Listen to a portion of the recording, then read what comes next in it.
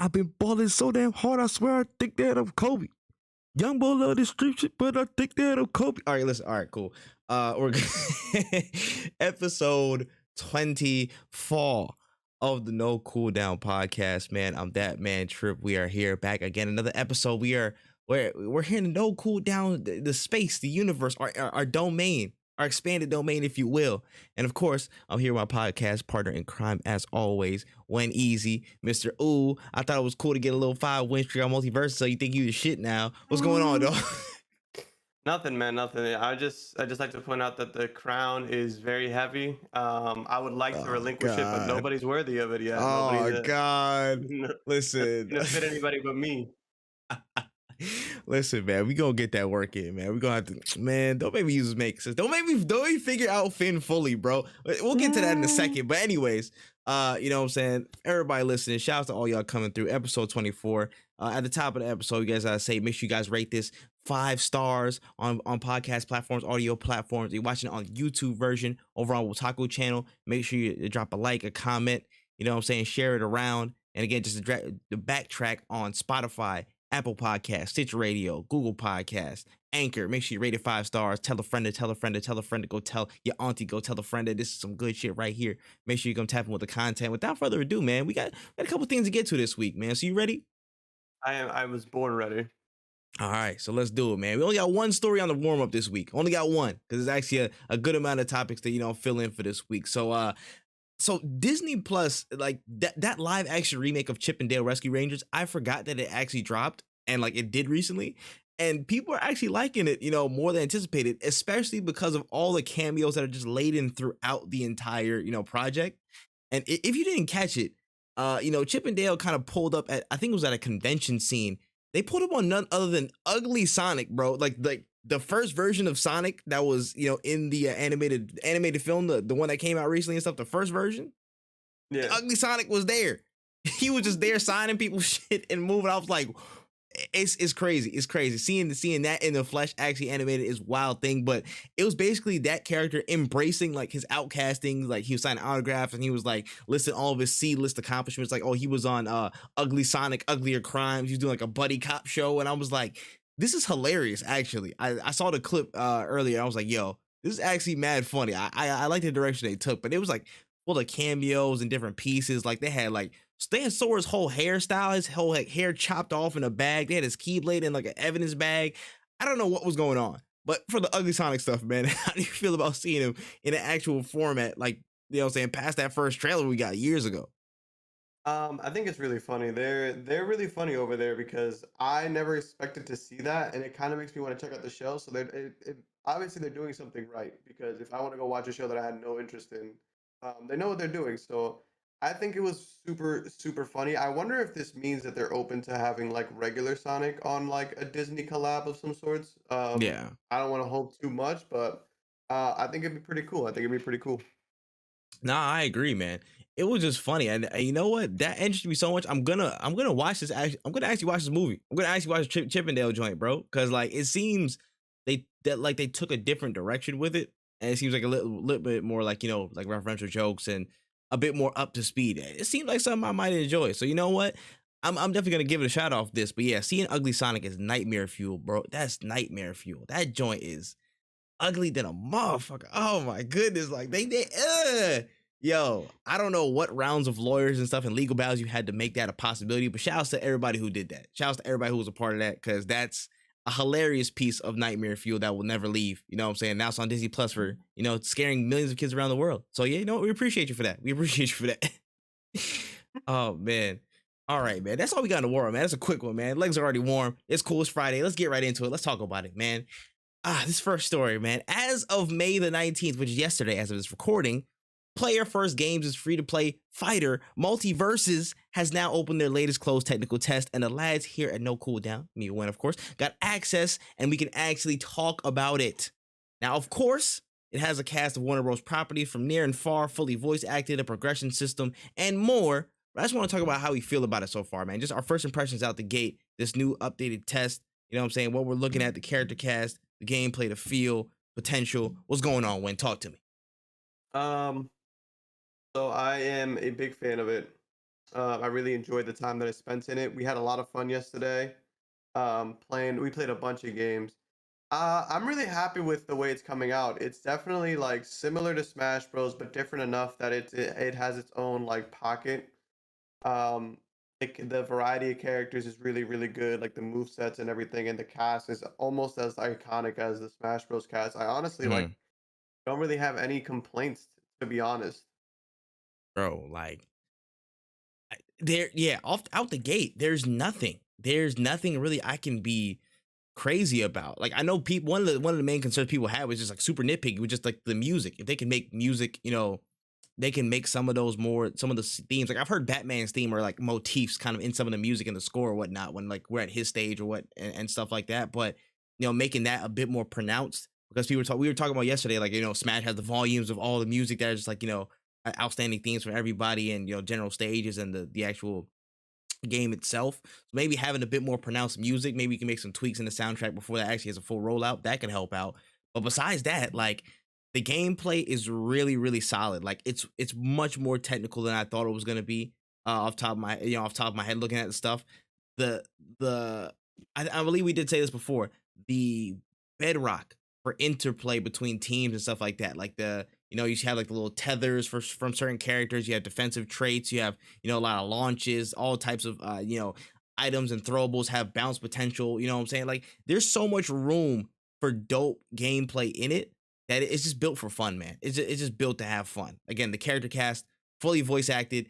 You know what I'm saying? Like you see a bunch of character skins, emotes, all these different launch trails. Like I remember we fought that damn bot Batman, that level 10 bot Batman. And then this man had the dark side Omega Beam trail on knockouts. And I was like, bro, where'd you get that at? You're a bot. And it kind of pissed me off for a second. But like literally, it's like everything is being laid down in its foundation to have a really, really cool experience. And again, it's free when it comes out. So having all this built on top of it with the customization, with the depth in gameplay, and the smoothness of gameplay, because there wasn't really many hiccups in terms of technical stuff that I witnessed. I saw one clip on Twitter where like Jake White, he spazzed out and like his entire like body, like it kind of like funneled throughout the entire screen, and that was like a really weird glitch. That is like pretty minor. It seems like a one off, and I ran into two actually. I ran into two Yeah, during our plays yesterday. The first one was when I was like on the floor and like I was getting mopped, bro. I was getting mopped. I was getting like knocked for constant damage. And I don't know if that was a skill or if that was more of a glitch, but I that was just a aired on this. glitch. I think it was on a glitch. So I went like 80 hits. I went 1, 2, 3, 4, 5, 6, all the way to the left, and I went back to the right, and I was gone like 3 seconds. I was like, okay, cool. Yeah, that seems out of the ordinary a little bit. And then the second one, which was an egregious mistake on part of the system. I was at the end of a game with Charles Saw, shout out Charles, and with Panda, shout out Panda Row. We literally at the end of the game, I'm on 12 kills, and Charles gets a kill towards the end of the game, like last like 5 seconds.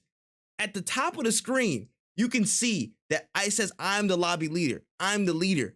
But then the game ends, it says he wins. And then we go to the scoreboard, it says we're on the same kills, but I have more damage. When tiebreakers are decided by who has more damage. So they hold me and said, hey, listen, buddy, you got to give it to Charles, man. It is what it is. And that is some bullshit. So I'm calling that glitch out. I need to go to the Discord servers. I need to go, lobby this. I will be there, talking to the devs to make sure this never happens to anybody again. I'm an advocate now.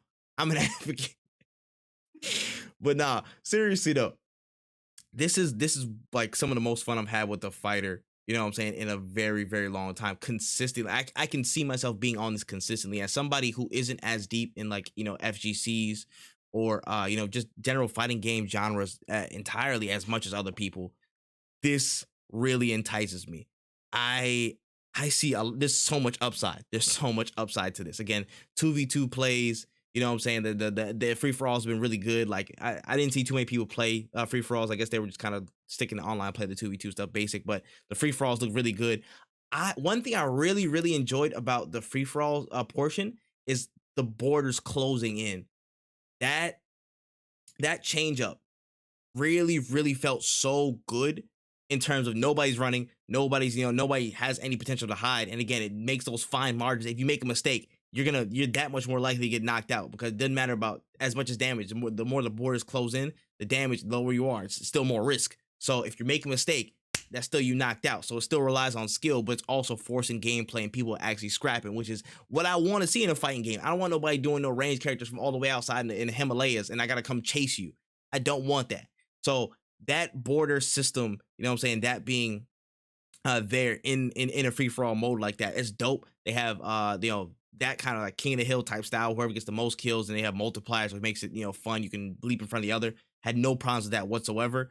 Of course, they have the stocks and online modes, which is of course standard across games like this.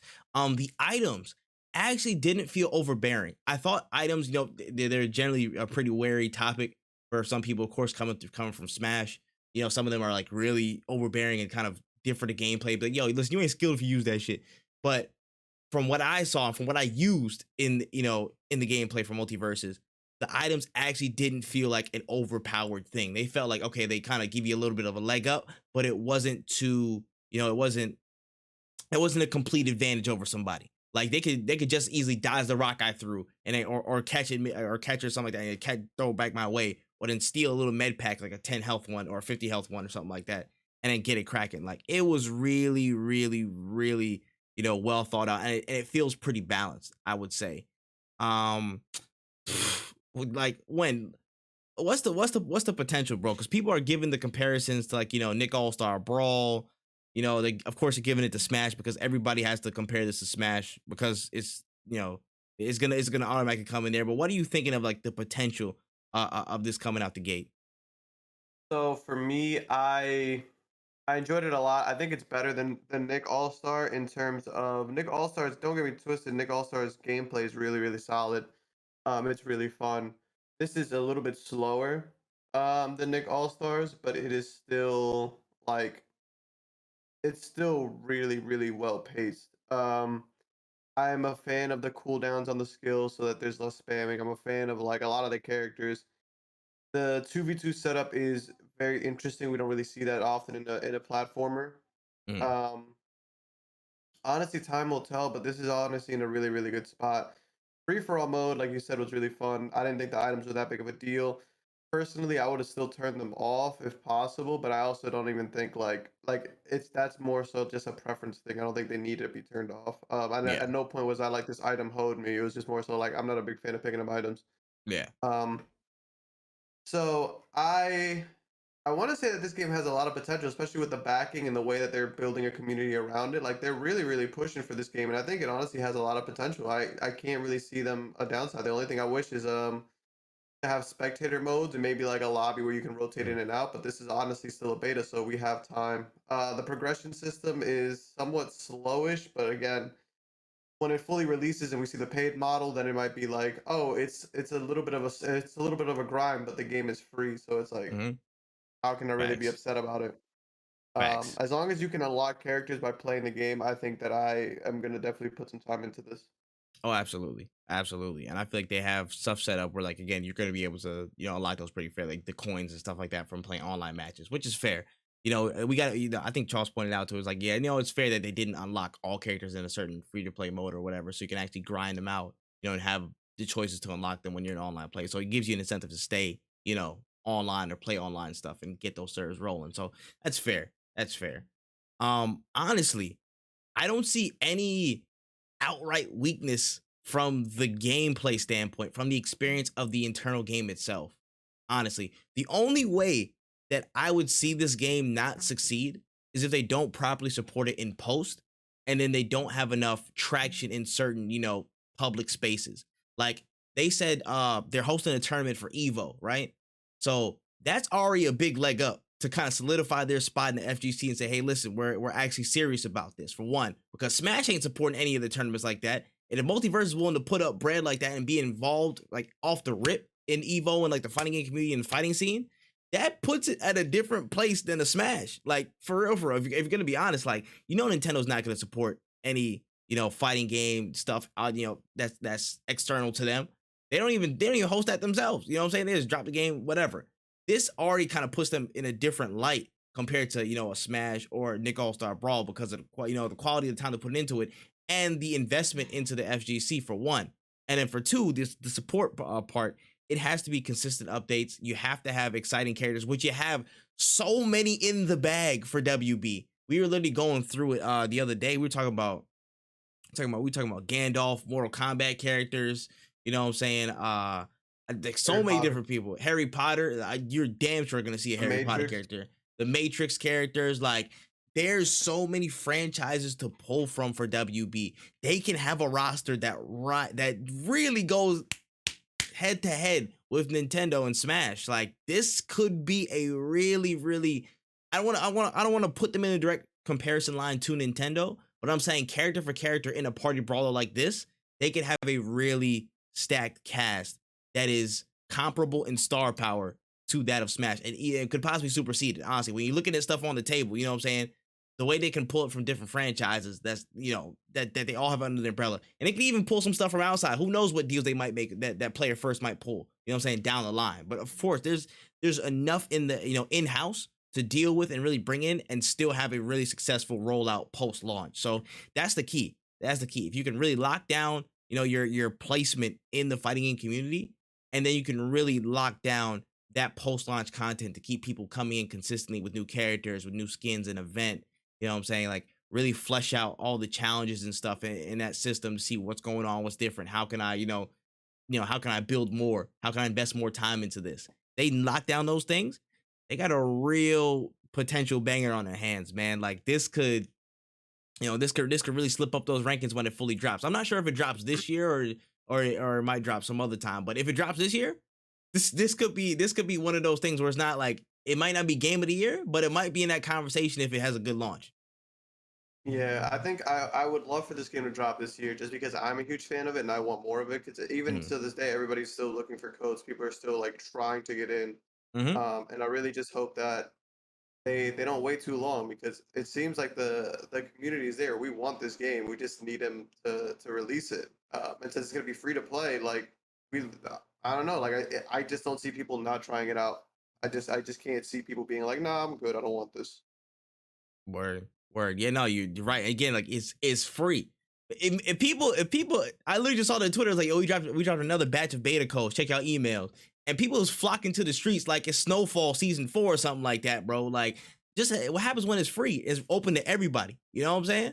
Like Mhm. that is a powerful thing. That they got momentum on their side, and I feel like they've already set it up where this is going to be a really big event. The open beta that's going to be in July is going to be another one where everybody gets a chance. They're going to have a big stress test. And if they can, again, batten down the hatches on the servers and make sure that, their interplay and stuff like that, the fluidity and the rollback net code works, make sure that's effective, then they, see what's going on with the full release. They got something on their hands, bro. Listen, we might have to convince Negus to, see the error in his ways, man. I don't know.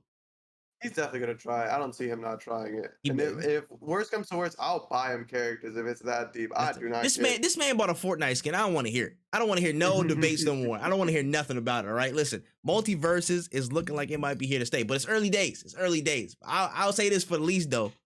Y'all gonna see me at some point before this next test is over, bro. I'm about to get on y'all, bro. This ain't no game no more, bro. That was like the first time on stream I got like hype in a minute. Like Yeah. games don't do that usually. I get excited. I get like, what I'm saying, sometimes have moments, but I was like consistently on 9-10 the entire stream. Yeah. That's different, bro. I reserve that energy for a few things in my life. If you can pull that out of me, you know what I'm saying? I think it's a fun time. So shout out to multiverses. No, for sure. I'm excited. I can't Mm, wait. for sure, man. Definitely gotta get a lab it up, bro. Oh yeah, before we switch over to the next topic, what characters you think that will your best, the best, objectively need to get nerfed? What do you think about the character cast like so far in that test? Um. So right now, I'm a huge Garnet fan, but I don't think she's necessarily the strongest. I think Finn is super strong. He's super fast and like does good damage. I think Superman is also really really strong. I just got him, and he's just like every attack just does so much knockback. I think he's a real problem. Honestly, I would say S tier would be like Superman, Finn, Jake is definitely up there. Like all the characters Mm, really feel good. Like there's no characters that I'm sitting there like, man, this is such a bad character. But I haven't played them all. But mm. every character that I played was like, this is a fun character to play. Like or they have like an aspect to them that makes them viable. You know? Facts. Nah, facts. You're not wrong, man. Like I literally like when we played yesterday, I literally just spent our time during our pubs. Like I ran through, like I went through every character that was available to me. I just like did one for everyone. I was like, yo, I could, I think I'm not the strongest in this character, but I can still feel like I see something there. I see something I can actually use. Like, yo, really make something happen. Like, like Harley Quinn, I didn't use a lot. I'd probably like one of the lower characters for me in terms of like ones I would use personally. But when it's in the game, I was like, yo, I can low-key see how you do that. You know what I'm saying? Like, okay, a couple of punishes here, you know what I'm saying? Like the pistols actually come in handy at certain things at range. Like, you know what I'm saying? Like her movement, she's actually pretty quick, you know what I'm saying? Consider like, everybody's entire, like, the weights and all stuff like that. But it's cool to see how viable certain things are, you know what I'm saying? And if they can hold that aspect consistent when they add more characters on and in, that's gonna be crack. That's gonna be crack, man. Listen, don't make me train up like don't make me start fighting games again, bro. Don't make me do this. Don't make me do this. This is a dark hole, you know what I'm saying? And this is a very dark place I don't want to go back to, man. I ain't been there since Street Fighter 4. All right, this is different. It's different times, but shout out Multiverses, man. It's been super fun so far. For sure, for sure. Mhm. All right, on to the next story of the week. We get an update from Santa Monica Studios and God of War Ragnarok on the accessibility front. Now, they dropped an article detailing about like 60 plus new additions to the game's options, including controller remapping, subtitle reworks, contrast modes, and a lot more. As some advocates for accessibility, you know what I'm saying, and with that being a bigger topic, over the past years, especially coming to this year, and for thirdly, Sony being a really big leader, in this type of area. How you feel about the accessibility options and where this might put God of War's development process? Um, I think that this is a really good article, and I really love accessibility in gaming. Like I'm a huge fan of it ever since I started realizing what falls under that umbrella. Controller remapping is awesome because like that includes certain things like um instead of holding a button, you're tapping it instead, like small things like that. Because I Mm, honestly hate holding buttons in games, and I know that mhm, it's like such a small thing that like I could easily get over, but the fact that I don't have to, like, is awesome. Just not having to like hold a button down for certain things, or even like um what game was it? I think it was like Fortnite or something. Like I mhm. would hate having to hold a button for like a chest, and if I let go in the last second because somebody's trying to fight me, or because like somebody Yeah. shot at my friend and I instinctively went to go run or whatever, or I instinctively let go, I gotta restart that whole animation or whatever. Mhm, Um, Subtitles are awesome. Contrast modes are awesome. That's more like it's a accessibility for sure. But even like if you're somebody with like a nice TV that has a different kind of picture, like you could customize it in game. Like these are just awesome things to have. Like shout out to Sony for adding all these things to the game, because it just really makes it easier not only for people who need these settings, but for people who don't. You can customize your game, and like that, who doesn't want more options? mhm. That's a fact. That's a fact. I agree. And yeah, I think because of our first conversations around this on the podcast, like I'm a bit more cognizant of certain accessibility changes of what people do now.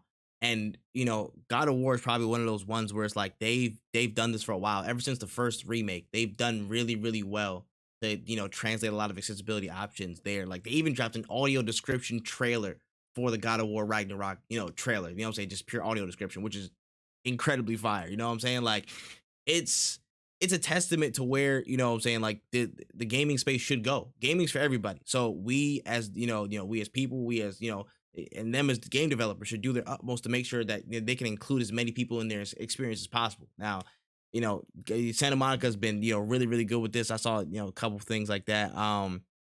Yeah, audio cues and like traversal assistance. I know for like again different people like having like the climbs, the crawls, and all stuff like that. Like not being able to fully do that might suck. It takes away from the experience. So having the ability to adjust that and account for that is a beautiful thing, man. And especially I'd say for me, what I'm saying, I'm looking at stuff like this. I'm like audio cues would help so much for me, and then larger eye context because my eyesight's actually shite. So seeing certain things on the map and like, in one contiguous camera might be a little bit difficult. So making that a little bit easier on the eye for, people like me who are hard to sight, it helps. It helps. There's like all these things come together and just show, hey, listen, we want to give this game and ship it out to as many people as possible who enjoy the series, who enjoy games. And this is a really big thing for it. This hopefully will start to become standard practice throughout the gaming industry. You know what I mean? That's my hope with stuff like this, with such a big title coming out and leading with this type of stuff. Now, the follow-up question is, we have no idea when the hell this is dropping. Yeah. But people are like, okay, they dropped this accessibility thing, so you think they're just doing the final touches at this point? Or is it farther along than we think, and it's going to be a 2023 release and it's going to be delayed? You think it's going to be on time at the end of this holiday season, or push back a year? Um, I think that it is going to be. I don't know if it's coming out this year, to be honest with you, Mm. but I don't think that it's gonna get pushed back because of the accessibility options, because that literally Nah. never has Nah, happened. nah, nah, nah, nah, nah, nah. But I don't know if it'll be coming out because I feel like I haven't heard anything out of them. But I could be wrong, and they could just be marketing it differently because I'm always a proponent of marketing less and just coming out with a game. So maybe they're marketing it in a better way of like, we're just gonna do the work instead of like gassing you up for Mhm. like 6, 7 months. So Yeah. I'm a holdout that it's gonna be on time, but if it delays, I'm not gonna be surprised because it seems like it's gonna be a massive game. So Mhm. if it takes a few more months, if it comes out next year, it is what it is. There's so many games coming out this year that like I'm not really gonna be super upset about it. Facts. Yeah. Honestly, you know what? I know last time we talked about it a bit, it's like, yo, the likelihood of them getting delayed is pretty, it's up there, for all these games, especially in holiday season. But you know what? I have a small feeling that they're actually pushing this one super hard, and they're like, yo, we got to do everything in our power to make sure it drops the end of this year. I feel like it might drop the end of this year. Now, large majority, of course, last time we talked about it, I was like, yeah, it's probably gonna get delayed, dog. It's just a wrap, But a small part of me is like, I really think that at this stage, if they're showing off all the accessibility options, they've at least got the most of the groundwork done. And now there's working on polishing, removing bugs, little things here and there. I feel like they've got it in the best playable state that they possibly can. And now it's just tidying up all the ends and odds ahead of, the holiday season. I feel like they haven't put any definitive thing on it yet to provide enough of a buffer for them to work out a lot of these a lot of these changes, a lot of the tweaks, accessibility options, this, that, and the third, to really go apart. So I think it's yeah, I think it might be 2022, man. I'll put 35 cents on it as a bet. I'll put 35 cents on. We'll see. I'm definitely rooting for you because I would love to play get my hands on this game, but Mm, I cannot like I just feel like with what we've seen so far, I don't even know. I can't think of a game that's released on time in so long, or at least a true. game that hasn't been delayed in so Yeah. long, or you know Yeah. what I'm saying, like something Like that was like said. AAA and above, and yeah, and it meant the Yeah, date. because when we got the announcement, I feel like it was so vague, and then they dropped the date, Mm, and I feel like we haven't seen much of it yet yeah. of it since. Hmm. Haven't. I think this is probably the last update we got since the trailer. So it was like, 1 and 2. So I'm like, damn, very interesting. And yeah, I guess we'll see what's going on with God of War soon, man. Maybe at the end of the year. Fingers crossed. Mm-hmm. For sure. Okay, moving on a little bit. This one is a bit of a rumor. But there's been some a bit of corroborations, but a couple people chiming up with the same information, so it might be something to it. Uh Over the past year, there was just kind of like word that another Microsoft franchise will be getting a collection treatment similar to Halo and the Master Chief Collection. And that speculation has been targeted towards one specific franchise, and that would be Gears of War. So the coalition have gone on record to state that they're working on something, but we won't hear from them for a long time. And that's been standing for, a few months to, I'm about to say most of the year now at this point, and trailing back to last year. And with potential of a Gear 6 being speculated, through many potential Nvidia leaks and whatever you want to call it, this could be that major project that bridges the gap between them being in the dark for so long and then potentially Gears of War 6 down the line. So, I mean, thoughts on the collection for Gears? I feel like this is way overdue. Personally, I think that once they put Gears of War 4 on PC and Xbox, I think that they should have started working on it then. Mhm, Mostly because you have an entire ecosystem of people who are now being exposed to your game, who are only able to really play Gears 1 because that was the only one that was ported to PC, and you weren't ever able to play 2 or 3, and now they're gonna play 4. Like, I just feel like this should have been done a while ago. if this is true, I hope they handle it better than Master Chief Collection, because I feel like that rollout was just horrible. As a person who wanted to try out the Halo games on Facts. PC, um, I couldn't get Halo 1 to work multiplayer to save my life. The download was massive, and I couldn't get the single player to work on co-op, so me and my girlfriend couldn't play it. And I was like, well, I gotta play this whole thing by myself, and I really don't feel like doing that. Mhm. On top of that, they staggered the releases of each individual Halo game, which I kind of understand, but at the same time, I didn't want to play Halo 1 the whole time. Like I wasn't excited for this Yeah. release and then like, oh, all I get to do is play Halo 1 multiplayer. It's not a bad multiplayer, but it's not what I was looking forward to. Then 2 drops and I'm like again, a good game, but this isn't what I was like I was more interested in Halo 3 or even Reach because Mhm. that's what I remember as a kid was Halo Reach. Yeah. And they were like, "Yeah, that's not coming out till later." I'm just like, "Bro, like at this point, you shouldn't even have called it a collection. You should have just released. You should have just called them all individual remasters, and Yes, it would have made there's more sense." mhm. And Yeah. another thing too, that was a real pet peeve of mine is like, if I just wanted to play Reach, I had to download all of them. Like, I couldn't pick Facts. and Just to get choose, and access to it. Yep. that shit is it's a huge download. Like, and Mhm. that, again, it's not that big of a deal because it's just space on a hard drive or whatever. I get it, but the fact that like you're staggering them, Yeah. It's you can knock inconvenience. out. Yeah, it's super convenient, and you can knock out Halo One story in like 2 days. So like, if you're somebody who's excited, played, and you're like, cool, I want to jump on to the next one. You gotta wait months. And I was like, why is it taking so long for all of these? Why did I not just wait and then drop them all at the same time? But that's just me, I guess. Ah, man, you're not wrong. You're not wrong, man. The name of the game is a proper rollout. Again, Master Chief Collection. It's been out for damn near what, a decade now. Since like what, 2014, Something 2015. like that. It's been out for damn near a decade, and like that joint probably, I think it still got issues. Like It it's still does. got some brain, which is insane.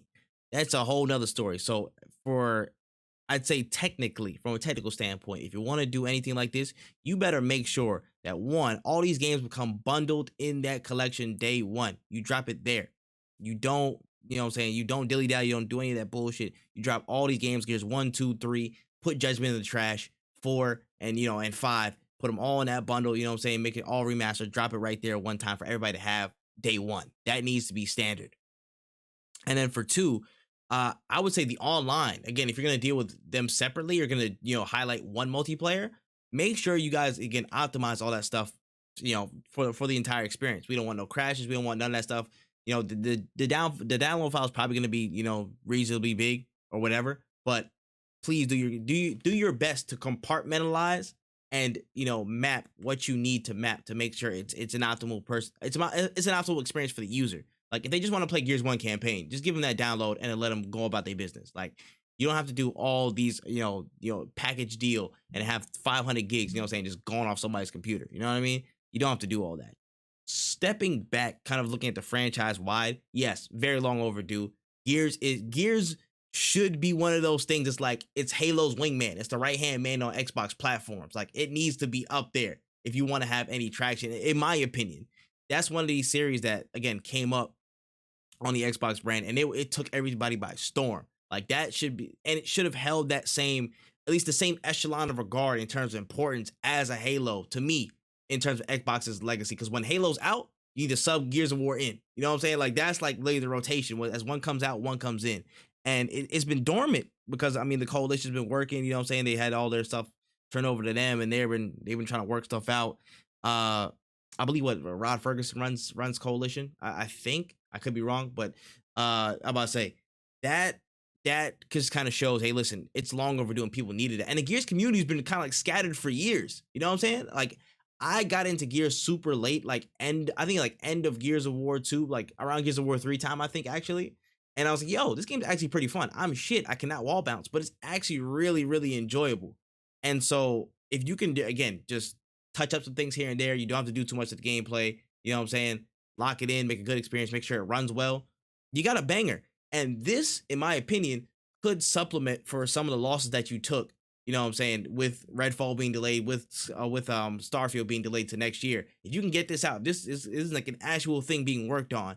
And that might be coming out this year. You wait for a holiday release, and this could cover some of the losses because people have been fiending for a new Gears of War experience, at least a refreshed one. So having that bundled experience back in the fray, is, it does some good and it saves some face for Xbox for 2022, man. We already talked about last week how they're going to take a big L to make it a little bit smaller, say if you actually had Gears of War back in the rotation. So I honestly hope it's true. What other series could it be? Yeah. I think that I hope it's true as well. We'll see.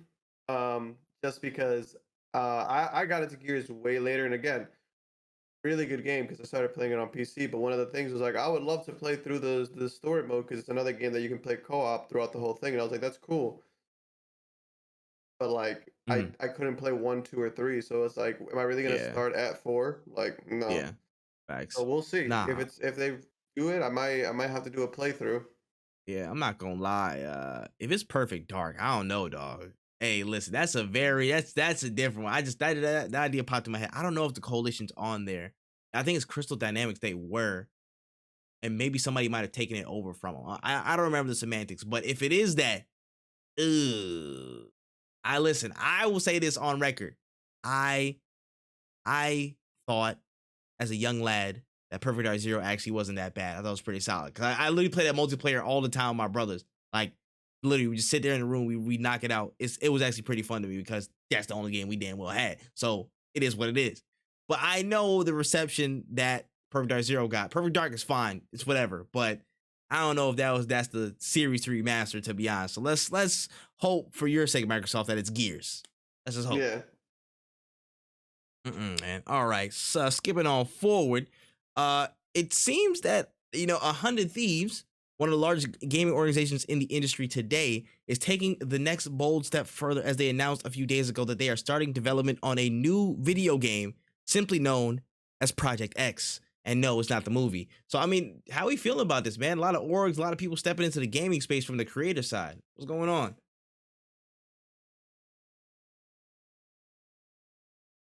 You ever seen like a food critic, like, and wonder if they can cook? That's kind of how I feel when I hear like streamers making a video game. It's like Yep. not bashing any streamers because the thing is, I feel like I have a great understanding of what makes a game good and what Mm, makes a game bad. But if I was ever offered the job of a game director, I don't think I would ever take it. I think I would co-direct or even consult, but I don't think I could mm, ever be like, I want to create this because at the end of the day, or I would want to help produce it, but I cannot say that I'm going to make it myself because I don't know what it takes to build a game. So hearing 100 Thieves is different though because it's an organization. It's not just one person. Um, mm. what they're gonna make, I don't know, but I'm betting it's a You shooter. know damn well what they gonna make. You know damn well which I'm route they pretty going. sure it's gonna be a shooter. Will it be good? Will it be advertised? Yes. Yes, It will have we a can be. great You would marketing. know that for sure, Yeah, it'll have a great marketing campaign. Will it be good? bro. Yeah, you know what? Maybe. I'm highly interested in like how that comes out. That and the Dr. Disrespect joint.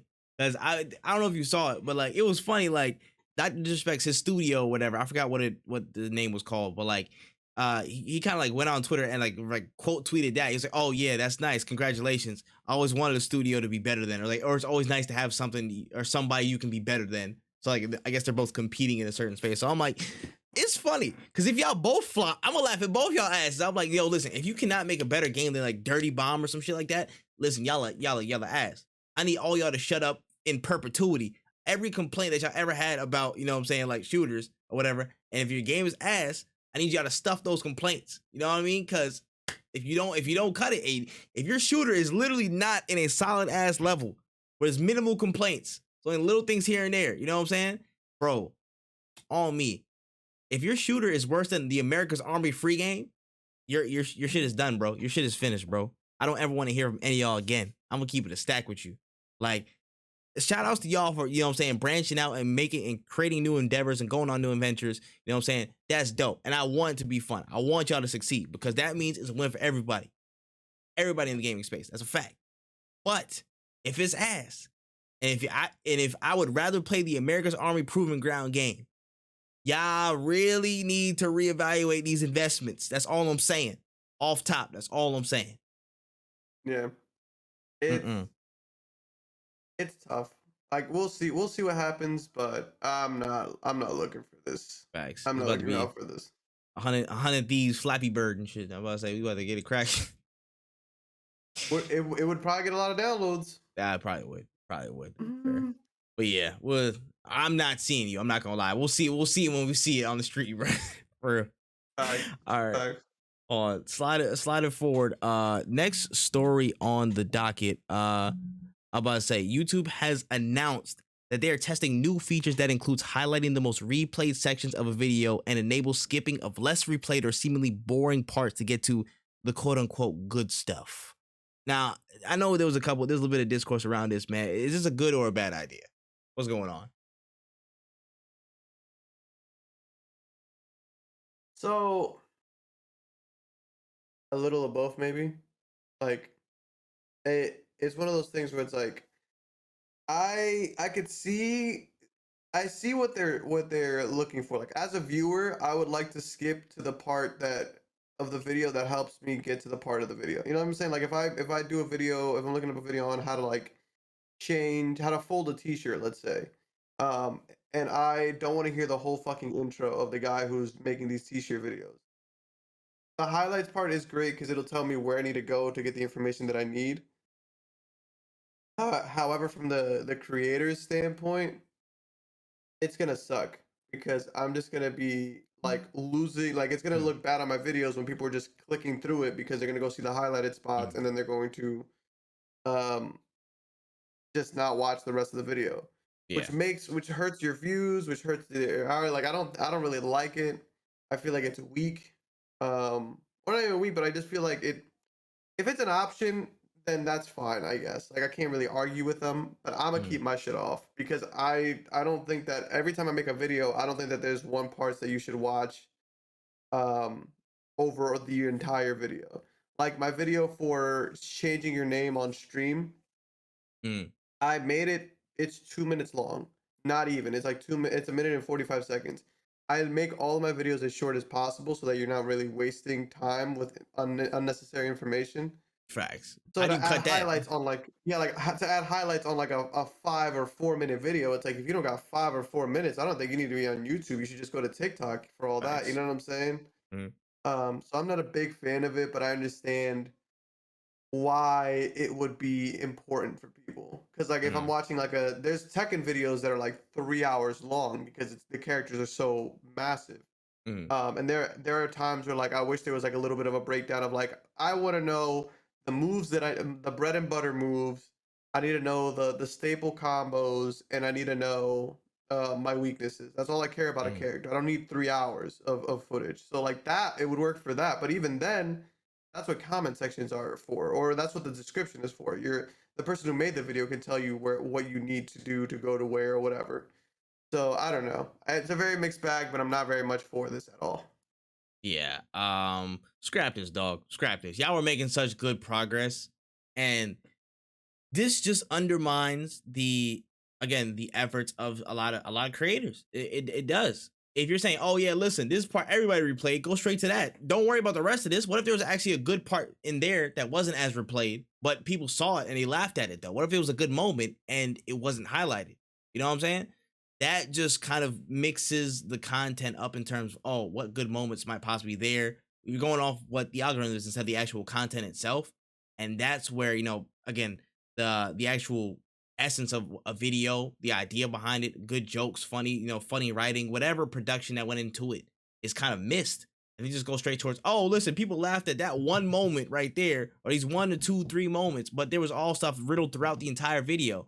So he went to this and then just dropped all people's retention rates for that stuff for no reason. You know what I mean? Like it's not the best move. Again, if it's optional, cool. I'm turning it off on my channel. Whatever will make it happen. Like I would rather it be optional if it's a mandatory thing that they're gonna try and force implement or push heavily. Fine, but in my opinion, this doesn't need to be a thing. This is really really cool steps forward in terms of the platform in general. But in terms of this specific tool and doing that stuff, I don't know if this is going to be entirely beneficial in the long run for creators. You know what I mean? Like Yeah. maybe for the platform, people kind of stay on there longer, or they get right to a certain part of a video. You know what I mean? Like that's there. Like I'm trying to find the value in this for all parties. For creators, I don't really see any. You know what I mean? Maybe besides people going Yeah, straight to your videos or getting click throughs based on that, but you know, I I can't really see any for that. Uh, I need to look a little bit more on the rationale behind it. But for now, I would say this is not a good movie. I need to kind of vault this, bro. You know what yeah. I'm saying? Put that in YouTube archives. Unlist that. No, for sure, for sure. Mhm. Yeah. All right. Pushing forward. So yeah, a few episodes ago, actually, we talked about Sony's acquisition of Bungie and some of the potential rationale on why they pulled the trigger. And this week, Sony CEO Kenichiro Yoshida stated that our acquisition of Bungie also represents a major step forward in becoming more multi-platform. So, given no current or future titles are coming from Bungie, will be exclusive to PlayStation. PlayStation is making that trek to be everywhere. So, I mean, what does this mean for that multi-platform push? What are they talking about? Like, becoming more multi-platform in a sense. What do you think it looks like? I think it means more so like trying to reach out towards PC. I think that's really, 'cause that's really the only other platform that they can really get on outside of like maybe Nintendo. But there's a lot of bad blood there, so I don't know if we'll see them together. But I can't imagine they're meaning anything other than PC right now, unless they're Mhm. talking about mobile. Um, Yeah. which I don't think would be a bad thing. It would just be another mobile era or whatever. Um, so yeah, I think it's mostly just trying to reach out to the PC community and trying to get become a part or more closely related with PC stuff. Mhm. Yeah, I would tend to agree. I mean, of course they're gonna have Bungie stuff go multi-platform, so it would definitely be on the Xbox platforms, blah blah blah. Like that's there. But yeah, I feel like it's definitely like tapping into the PC market. That's what their goal is. That's what we talked about way back when talking about them acquiring Nixus. I'm saying, like PC ports and stuff like that, like PC port developers and all this stuff. They launched the PC, the PlayStation on PC network and blah blah blah, like all this extra initiative. Sorry, including the PC master race and stuff in their game drops, and that's where they're going. You know what I'm saying? That's where a lot of untapped market share is. That's the place that they have to meet Xbox at in a sense and meet Nintendo in a sense to kind of really capture get kind of final frontier because of course they were super hyper focused on their internal audiences, their console audiences and whatnot. But now they've seen the money to be made on platforms like Steam, Epic Game Store, blah blah blah, this, that, and third, maybe their own storefront, and they're like, oh shit, we need to get on this. We need to make sure we're in as much places as possible, capture as much money as we can. Bungie's kind of like that big springboard for that, honestly, because they're everywhere. Like live service, they're on all platforms. They drop updates all the time. You know what I'm saying? Like their entire business model, as as a gamer in Destiny 2, that kind of really it sets the tone for a lot of the multi-platform reach that I think Sony's trying to achieve. So I mean, like that's like yeah, Bungie's kind of like the springboard, no pun intended. They're literally the springboard for that multi-platform talk. Yeah, I agree with you, and Mm, I understand what he's saying. I don't think Bungie's gonna be like the flagship title to bring PC into the Sony family, but nah. it's definitely one of like it's definitely like yo, listen, we care about you guys. We're in the space as of right now via Destiny, but we plan on making like becoming more of a part of it. Yeah, nah, I definitely see it. I definitely see it, man. If this, ultimately means more PlayStation games coming, maybe a day one drop on the PC simultaneously, shit. Color Yeah, me interested. Color me interested, man. I'm just here for the tears and getting my game on Steam day one. That's all I'm here for, bro. honestly. That's just me. I need that. I need that God of War 8. You know what I'm saying? Just day one, just click. I'm on that ass, bro. It's gonna be fantastic. All right, all right. Trying That's to enough fight the on gods with a mouse and that. keyboard. Facts. That's right. They just jiggle aim, bro. Jiggle aim. I don't need all that. I don't need all that You hop into controller. Stratos. That's facts. Facts. Oh, it's gonna be a good time. All right.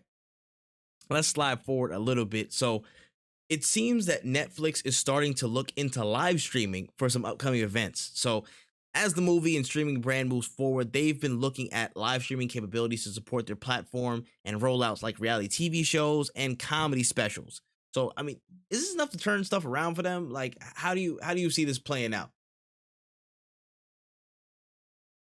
Like it might help, but it's not gonna be the cure all for their problems. Like Mhm. I know they're having like a comedy festival right now, and I'm sure a lot of people would love to see that live, but they can't because they don't. It's a Netflix thing, and they don't have live streaming.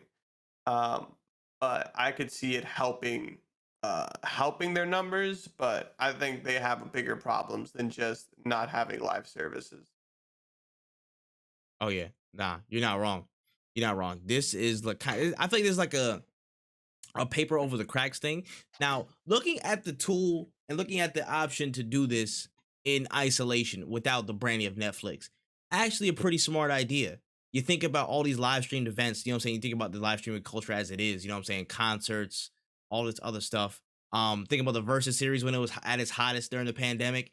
So many people tuned into Instagram just to see one event live. You know what I mean? And then people live tweeting all over the timeline for certain things like, you know, like The Circle or all these reality TV shows that have gone on Netflix. They've had big traction, but they've had it in bulk. And it's kind of like it's kind of like it's not matching. It's like asynchronous and stuff like that between the actual drop of the episodes and people talking about like the next day or they talking into the day after. If you have that lineup where it's a whole live feed, everybody can watch this the exact same time, the stream's going up, and then the episodes will drop right after that, or an episode will drop right after that, and people are live tweeting. That really helps the synergy between social media connectivity and dropping the episode and having traffic come to your platform. I feel like that's actually a really really smart move on their part, and having things like, of course, the reality TV shows like The Circle. You have concerts, comedy specials, which is also a big one. I feel like people are generally tapped into, and it's like a 1 hour thing. Having those go live and be at the top of a platform, get pushed that way, is honestly a good way for a streaming service to really start to differentiate a little bit and provide more of that that homey. I wouldn't say homey, but more inclusive feel of like, yo, you're part of something bigger. You're part of an experience. You're part of like that Twitter conversation that's kind of extended right there at the same time. So that's smart in isolation. But when you add it back into the equation that is Netflix, it's like, yo, cool, you did this, but you also spent all this money on Stranger Things hoping it works. And you also cut so many different studios and you lost 200,000 subscribers. Like, I don't think this is like the one thing you need to focus on, bro. You need to focus on making your content better. Like, you know what I'm saying? Yeah. Like, I don't know if you saw the numbers for Stranger Things, bro. This is kind of irrelevant, but like they spent hella money, and it's like each episode's like 9 episodes, and they're like an hour and 15 each. They're like long episodes, and they spent buku money on this. They poured a lot into Stranger Things season 4. I think they like a lot is riding on this, and I think more is riding on Stranger Things season 4 potential success than we think. I'm like, they cut so much stuff out the way, all these animated projects, people getting laid off, blah blah blah, just to save face for some of that. And I'm like, they want to find a way to get consistent traffic. They're clawing for that way to get consistent traffic, investing in the biggest shows that they have, cutting ones that they don't think are have enough garner enough success for the platform to be consistent, and looking at certain things like a live streaming platform to keep more eyes on the service as consistently as possible. It's that's the play. I feel like that's their play. Yeah. Trying to invest into the biggest guns they have and create that consistent, that consistent watch time, consistent set of eyes that are on Netflix's apps.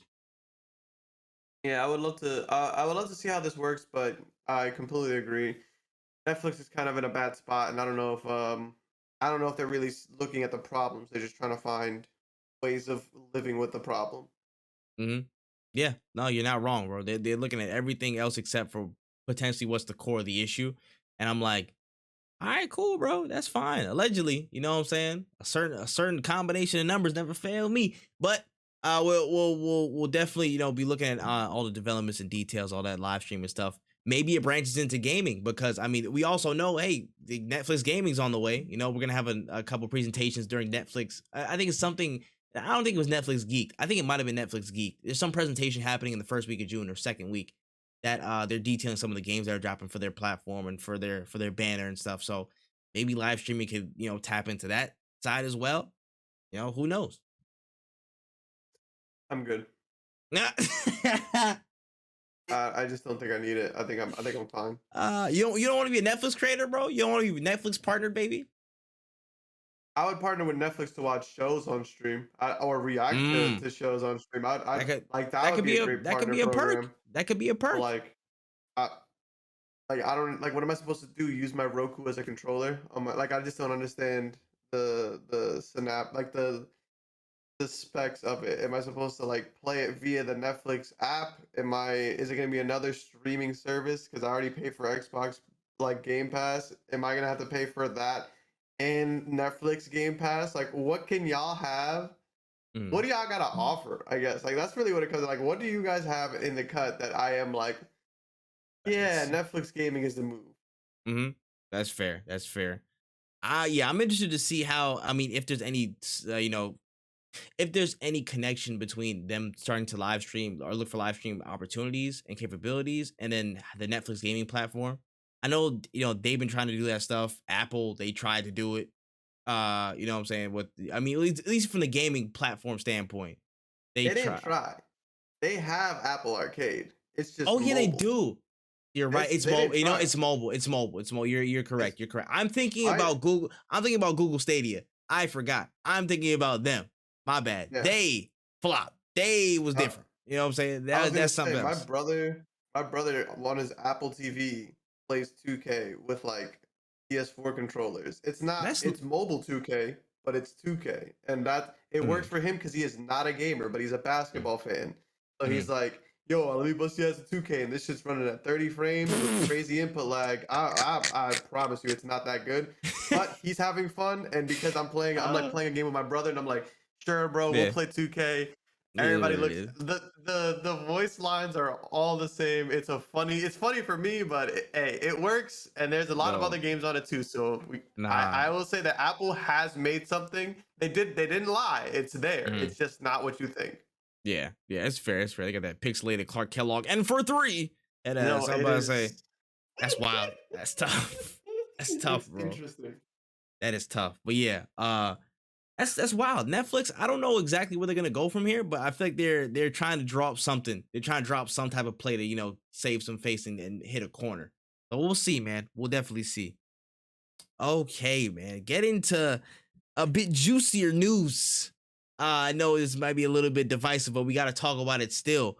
According to some sources and informants across the land, it was reported that there were several, counted several, Silent Hill projects in the works. More specifically, a Silent Hill 2 remake from the Bloober team, a smaller Silent Hill episodic series from Annapurna Interactive, and a new mainline Silent Hill game.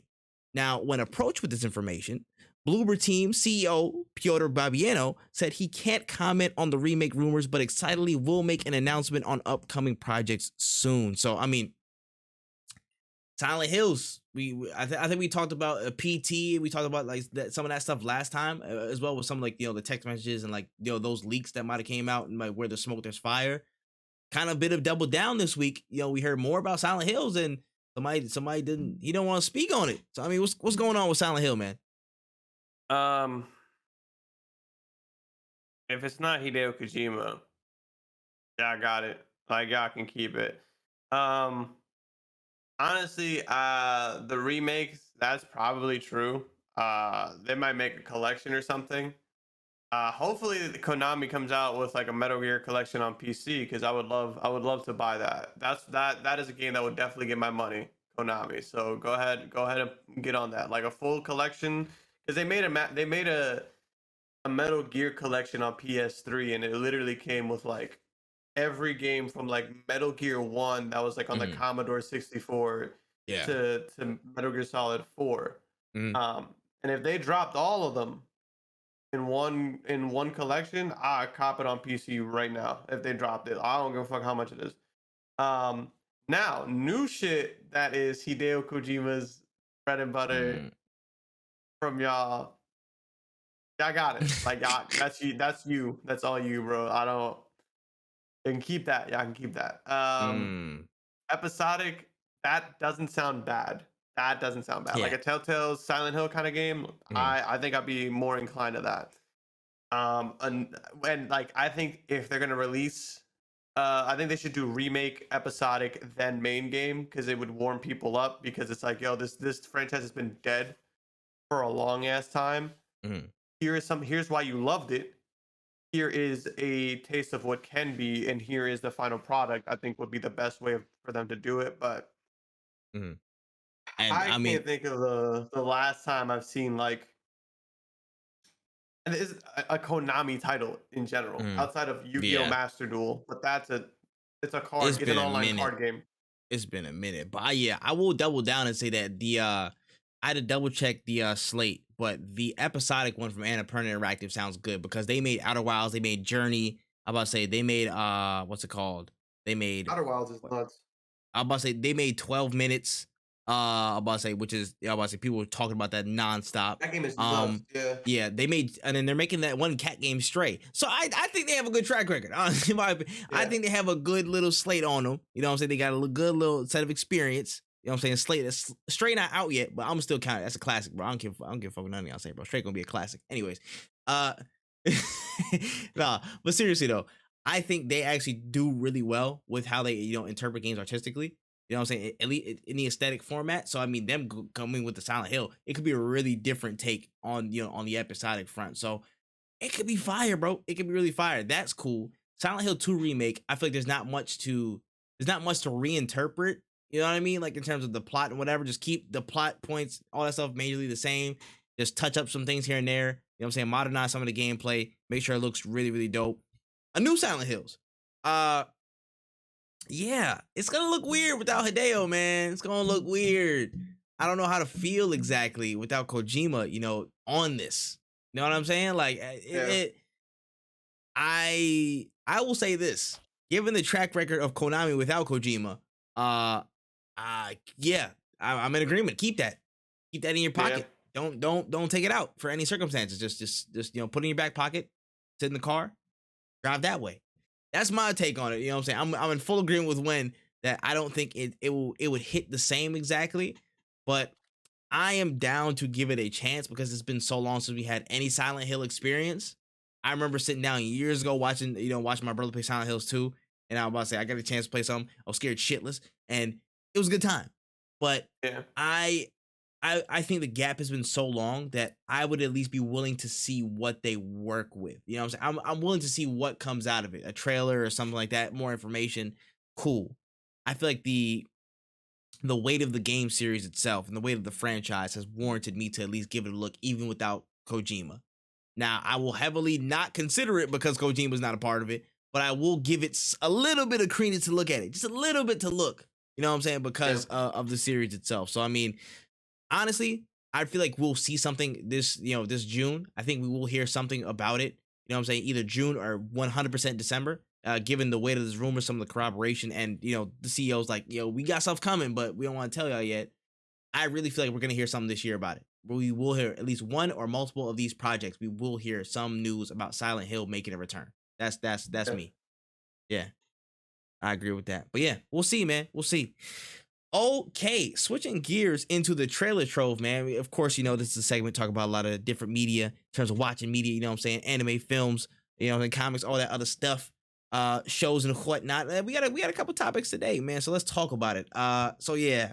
Gotham Knights, we talked about it last podcast in terms of the game, but the TV series on the CW is coming, and we got a poster and a bit more information on what the show might bring in 2023. So alongside a new visual, we got some word of the main characters in the frame. That would be Turner Hayes / Robin, Harper Rose / Bluebird, Duella Dent, Carrie Kelly / Batgirl or Batwoman, and a couple of more characters here and there. So I am slightly confused as there's no Nightwing, there's no Jason Todd.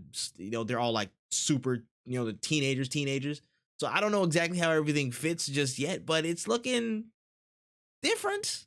How you feel?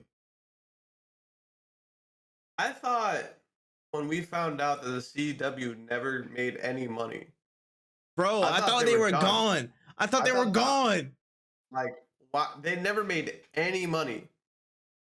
Why why are they still making shows? Like, you guys, like, it's at this point I'm going to call the FBI because there's no way this isn't money laundering, because there's no way y'all are making bad shows and are continuously greenlighting bad shows. I just I just don't understand.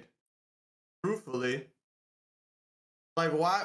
Who's giving the CW this money? They didn't make a profit ever. So where are they getting this money from? Facts. I assume, you know what I'm saying, like it's an underground drug operation. I'm gonna be honest here. There's no way it's not. I honestly think the CW's been it's a front. It's a front. It's a dummy. It's a dummy corporation, bro. It's a dummy. It has to be. Somebody has been selling black tar heroin in the United States for damn near 20 years, and it's the CW's fault. They're making this happen. Their airtime is like distracting people, you know what I'm saying, and max security prisons to get them in and out so they can sell black tar heroin at certain hot points across the country during their run times, bro. I refuse to believe that people was watching Gorilla Grodd go crazy telling people make America Grodd again without any type of ulterior motive on the airwaves, bro. I'm sorry. I'm sorry. I'm not buying it, bro. I'm not buying it. That's just it's ridiculous. It's ridiculous. And just to speak on this poster, bro, it don't look good, bro. It don't look good. I'm gonna be honest. I had to put my announcer voice on at first, you know what I'm saying? Like actually give it the, you know what I'm saying, the fair intro, but it don't look good at all. At all. No. Why is there no Jason Todd? Facts. Why this look like the Descendants, bro? It looked like the Descendants, that one Disney series. Deadass. Like it's crazy. Why does this get greenlit all the time at the CW? Who works there? Who works there? I need your information so I can talk, bro, just like calmly. It deadass looks like it's just like a teen drama. I'm like, yo, you expect me to believe that these people taking up Batman's mantle and then they fighting crime like this? They gotta be in like, you know, first period at 7:45. Nigga, like, what do you mean? What are you talking about? It just doesn't look good, bro. It looks really grim. I'm not watching this shit anyways. I'm not gonna lie. I already knew off the top of my head. The game, at least I get the video game, I would give at least a little bit of credence to. You know what I'm saying? At first I was super excited. Now it's like, but I'm gonna give it a chance because the story, Court Owl's fantastic. So that's that. The TV series though gets no play over here. It gets no love. I'm sorry. As soon as you affiliated with the, you know what I'm saying, with the CW, you became an op. That is what it is. Garbage, basura, refutes, trash. Yeah. Damn, bro. CW, bro. How the hell? How you a whole network and I make more money than you? That don't make no sense. Yeah. Individuals on the street be making more. Girl Scouts be chilling one cold winter day when nobody at the store. One person came in and got some Thin Mints, and they make more money than you. Yeah. That's crazy, CW. Liquidate with whatever money you have left. Honest, and get out the country. Facts. We're cleaning up the streets. No more black tar heroin. I know it's you. CW. Anyways, I was to say, on to the next story. So this week was actually a surprising time, as none other than show producer and comedian Mindy Kaling announced a Velma series for HBO Max. Now, the more interesting part of this is that the Scooby-Doo spin-off series aims to take a more adult approach in the show. HBO Max ordered a bunch of more adult animation, projects to be ordered and come into the fray in the next couple of months and years. With that being the focus for a lot of different shows for HBO, Mindy Kaling's also stepping into a role to be the, that voice of Velma, of course. And, we might have another potential good show on our hands, man. Like, I don't know how I feel necessarily about, the twist just yet. And like, the kind of tonal change with Velma and the Scooby-Doo universe and stuff like that. What are you thinking, dog? What are you thinking about that?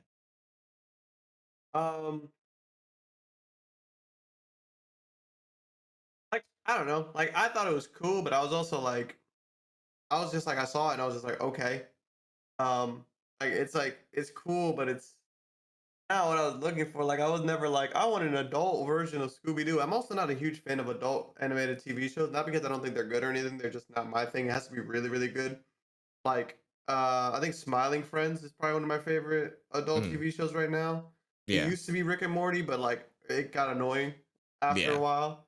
It's like not a bad show. I'm just kind of like, once you watch enough Rick and Morty, I kind of just feel like I got the gist. I'm like, all right, cool, this is good enough for me.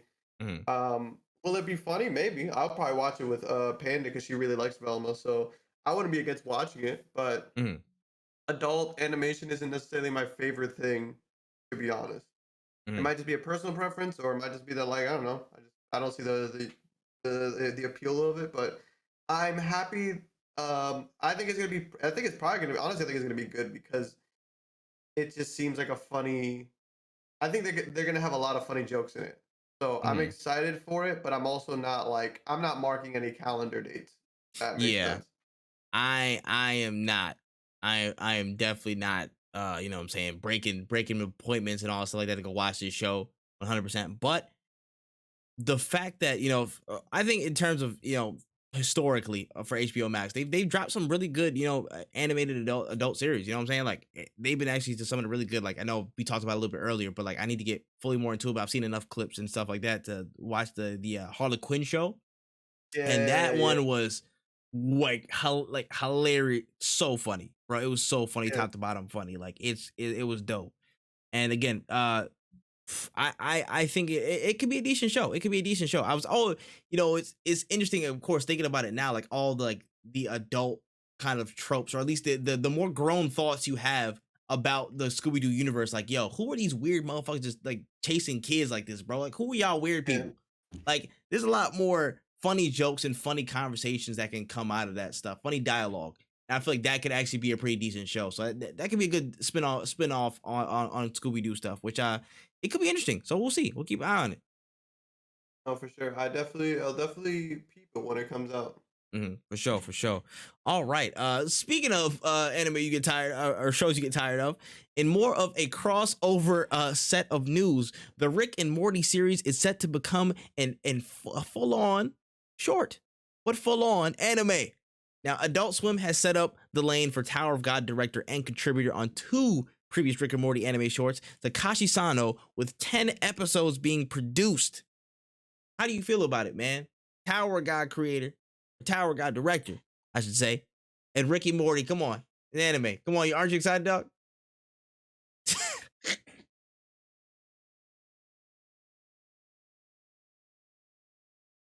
Like, like it doesn't hurt anybody that this is coming out, I guess. It doesn't help anybody either. Like Mhm. I don't like this. It's like watching somebody eat like cereal with their hands. Like I can't be mad at it, but I'm not happy that it like happened. Like they're not hurting anybody, but I feel like Not this my is cup of tea. wrong. Yeah, like I just feel like this is wrong in some way, shape, or form. Like I just don't like it. um, sure, I guess I just and again, it's not the show's fault. It's more the community. But like I remember at peak Rick and Morty height, people swore that this was like the best thing that ever happened to television ever. Mhm. So it becoming an anime is only going to get worse because we're going to get some wild hot takes on Twitter. Like Rick and Morty now has become one of my top 10 favorite animes of all time, and they're not Oh wrong because yeah. it's their Oh opinion of what, yeah. and it technically is an anime. But I gotta sit through a bunch of people saying dumb shit to me, and Dog. it's gonna They're so gonna do it. They're when so it gonna. comes out, I'm gonna make a burner so I can scream into the void about how much I hate Uh, this timeline that we're in, bro, they're gonna be like it's the one of the new big three, bro. It's gonna be the new big three. bro. When it I can drops, see I'm it gonna find now. America Chavez and I'm getting out of here. There's got to be a better Hey, timeline. listen, just punch me as hard as you can. Let's see where we end up. Just come on, let's do it Just real go quick. for it. Go for it. On You everything, open bro. it up, I'm gonna dive through, and you close it whenever you feel it's right. But Facts, wherever I land will be better than here. facts. I don't want to be here, bro. I don't Honestly, got nothing. I don't got nothing too much to say on this, bro. I haven't even seen Tower of God, so I can't speak on the quality of the anime that was there. Isn't that when people were talking shit on it? I think people were I talking shit about saw Tower of God anime, like the animation style. I saw one episode, so I can't speak on it either. But I don't know if it's a bad.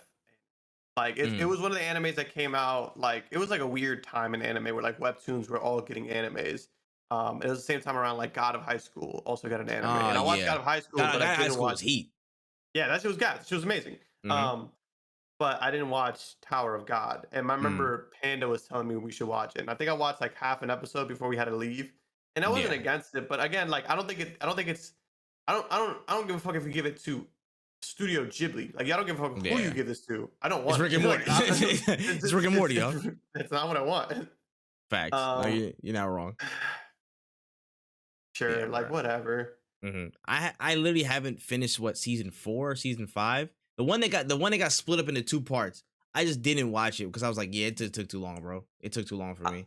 I gotta go I back and got watch it, but the one I remember was Pickle Rick. Like that season, I think I finished that season, and then after that, I was like, oh dang, okay, oh, cool. I'm like, this is fine. I felt like, and mm, then like it just got annoying. Like after the Szechuan shit happened, I was like, your community is fucking disgusting. I actually yeah, hate everything about this, and I don't even want to participate in this anymore because I just feel like at one point this is gonna become a cult, and a lot mm, of people are gonna drink Kool-Aid that they bro. made at home. I wasn't even yeah, I don't even think I was in the country for that when the Szechuan I sauce dropped, was, and niggas was, oh my goodness.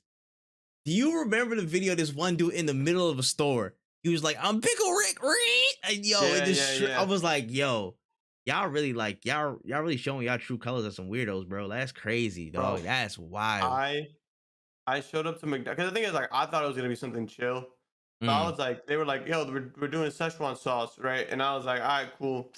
Looked up the closest McDonald's. Me and my boy went out there. mm, We get there, bro. Line was like out the door. mad long. I was like, "Fuck it, bro." We drove because I was in college and the McDonald's was like 20 minutes away. I was like, "We Mm, drove out here. We might as well." Stood in line. It wasn't actually as long as we thought it was, but it was one, not they worth didn't it. have it because it was very select few places that had it, and Mm, two, I was just like, I don't even really like McDonald's. Like, and like it was just everybody was yeah. there and everybody was being like annoying, and it was just like, man, I Mm, kind of hate this. And then I saw like what was going on in other places, and I was like, I'm good. yeah. This I'm ain't good it. off this. This Yeah, ain't it, bro. I'm about to say, yeah, nah, I feel that, dog. I feel that. I didn't really get any of like that stuff. I missed the craze, and I seen everything dropping on Twitter and stuff like that. I'm like, yeah, y'all are weird, bro. Y'all are big yeah, weird. I need y'all to yeah, relax. You know what I'm saying? Like you're having a breakdown in the middle of a McDonald's, bro. Like, hey yo, relax. Get some sweet and yeah, sour. Shut the fuck up, dog. yeah. Move. But yeah, that's enough of that shit. On to the last story of the trailer trove. Something, you know what I'm saying, a little bit more upbeat, I think. You know, we got a trailer after a long wait, an updated trailer for She-Hulk Attorney at Law, showing off Jennifer Walters, you know what I'm saying, doing her work, doing her damn thing. A whole host of characters, both familiar and old, and a lot more, with the Twitter timeline promptly bringing up their muscle mommy fixations. Needless to say, caught a lot of attention. So, I mean, She-Hulk was dropping a 9-episode run starting on August 17th on Disney Plus. How do you feel about what you saw for She-Hulk? I thought it was cool. I thought it was a cute idea. I mean, I got it's one of those things where it's like, okay, cool. We got this show. I'm happy to see where they go with it. She-Hulk is more of a show that's like, I wanted this more than like Falcon and the Winter Soldier. Like this is a Mhm. show that like this is a story that I feel like would thrive better in a TV show. Absolutely. And doesn't need like its own movie, and it could Mhm. easily be pulled into the movies if need be, kind of Mhm. thing. Um, I prefer more of these things. Like I don't think Hawkeye needed his own show. He has movies. He has Mhm. multiple movies where he's in. We know who he is. Um, so like I am more open to these kind of Marvel TV shows than anything else. So like I'll definitely I'll give it a watch. I watched all of Moon Knight with Chaz. Mhm. And that show was really, really good. So Facts. like I'm open to watching She-Hulk. Mhm. Yeah. And I like the tonal switch. Again, the kind of stuff that you know She-Hulk deal with. It's a little bit more comedic. It's a little bit sometimes more lighthearted and stuff like that. Just like the tone is different. The tone is different than you typical. You know what I'm saying? It's all action laden and stuff like that. Blah blah blah. It's a different tone of pace. So I feel like the TV format, the episodic format, is the best format for it. I said format a lot in Yeah, that statement. Shut the fuck up.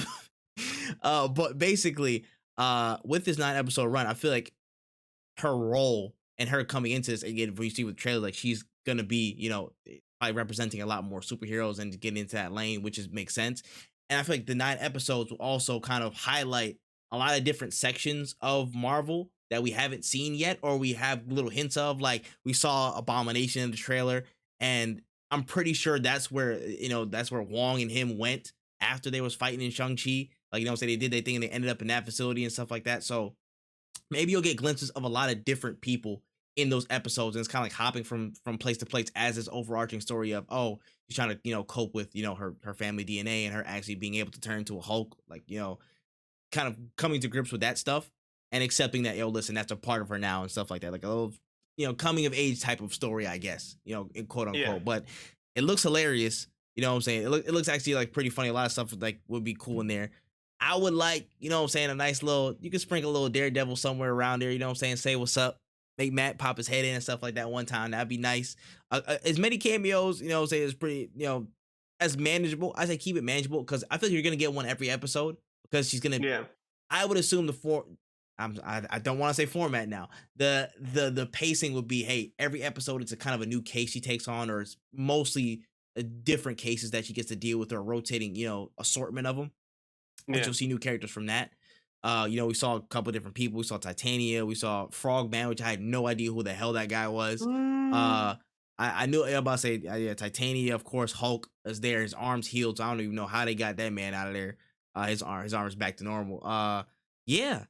That and just coming to grips, like, she might be the source of what I'm saying, a lot of different thoughts about muscle bound women. Shouts to y'all, bro. Y'all are absolutely I couldn't hold that with a straight face. I could. Yeah, bro, that might be the source of a lot of current conceptions right now. I would say current yeah. thoughts that people are having on the timeline. She Hulk might be the source. This might be her fault. She was carrying that man straight in, bro. I was like, me and who? Me and who, honestly, bro. Like, I just Yeah, it was mad funny. I'm definitely more inclined to watch it. I'm excited to see it because I think it's a good story, yeah. and it's one that you could pull off. What I don't even think really necessarily that much CGI because She Facts. Hulk isn't like the Hulk who is like the size of a building. She's just Mhm. more like a taller, stronger woman. Yeah, literally. And I feel like they even toned down a bit more of the muscularness. I don't know why. Like, you could have kept more muscular in, because I'm like, yo, Yeah, that's her character. That's part of like her look. But it's yeah, whatever design of Marvel and blah blah blah. Some of the CGI looks a little bit rough, but it's also like May and the show comes out in August. So like there's a bunch of work to still be done and polished for the trailers. So I'm not putting too much credence on it right now. You know what I'm saying? Like, it is what it is.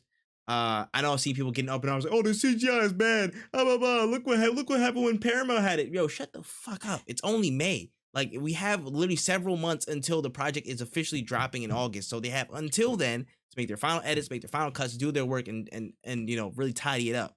So shut the fuck up, strap in, go watch Thor in the meantime, and wait for this to drop. Because I think it's gonna be actually a really good show.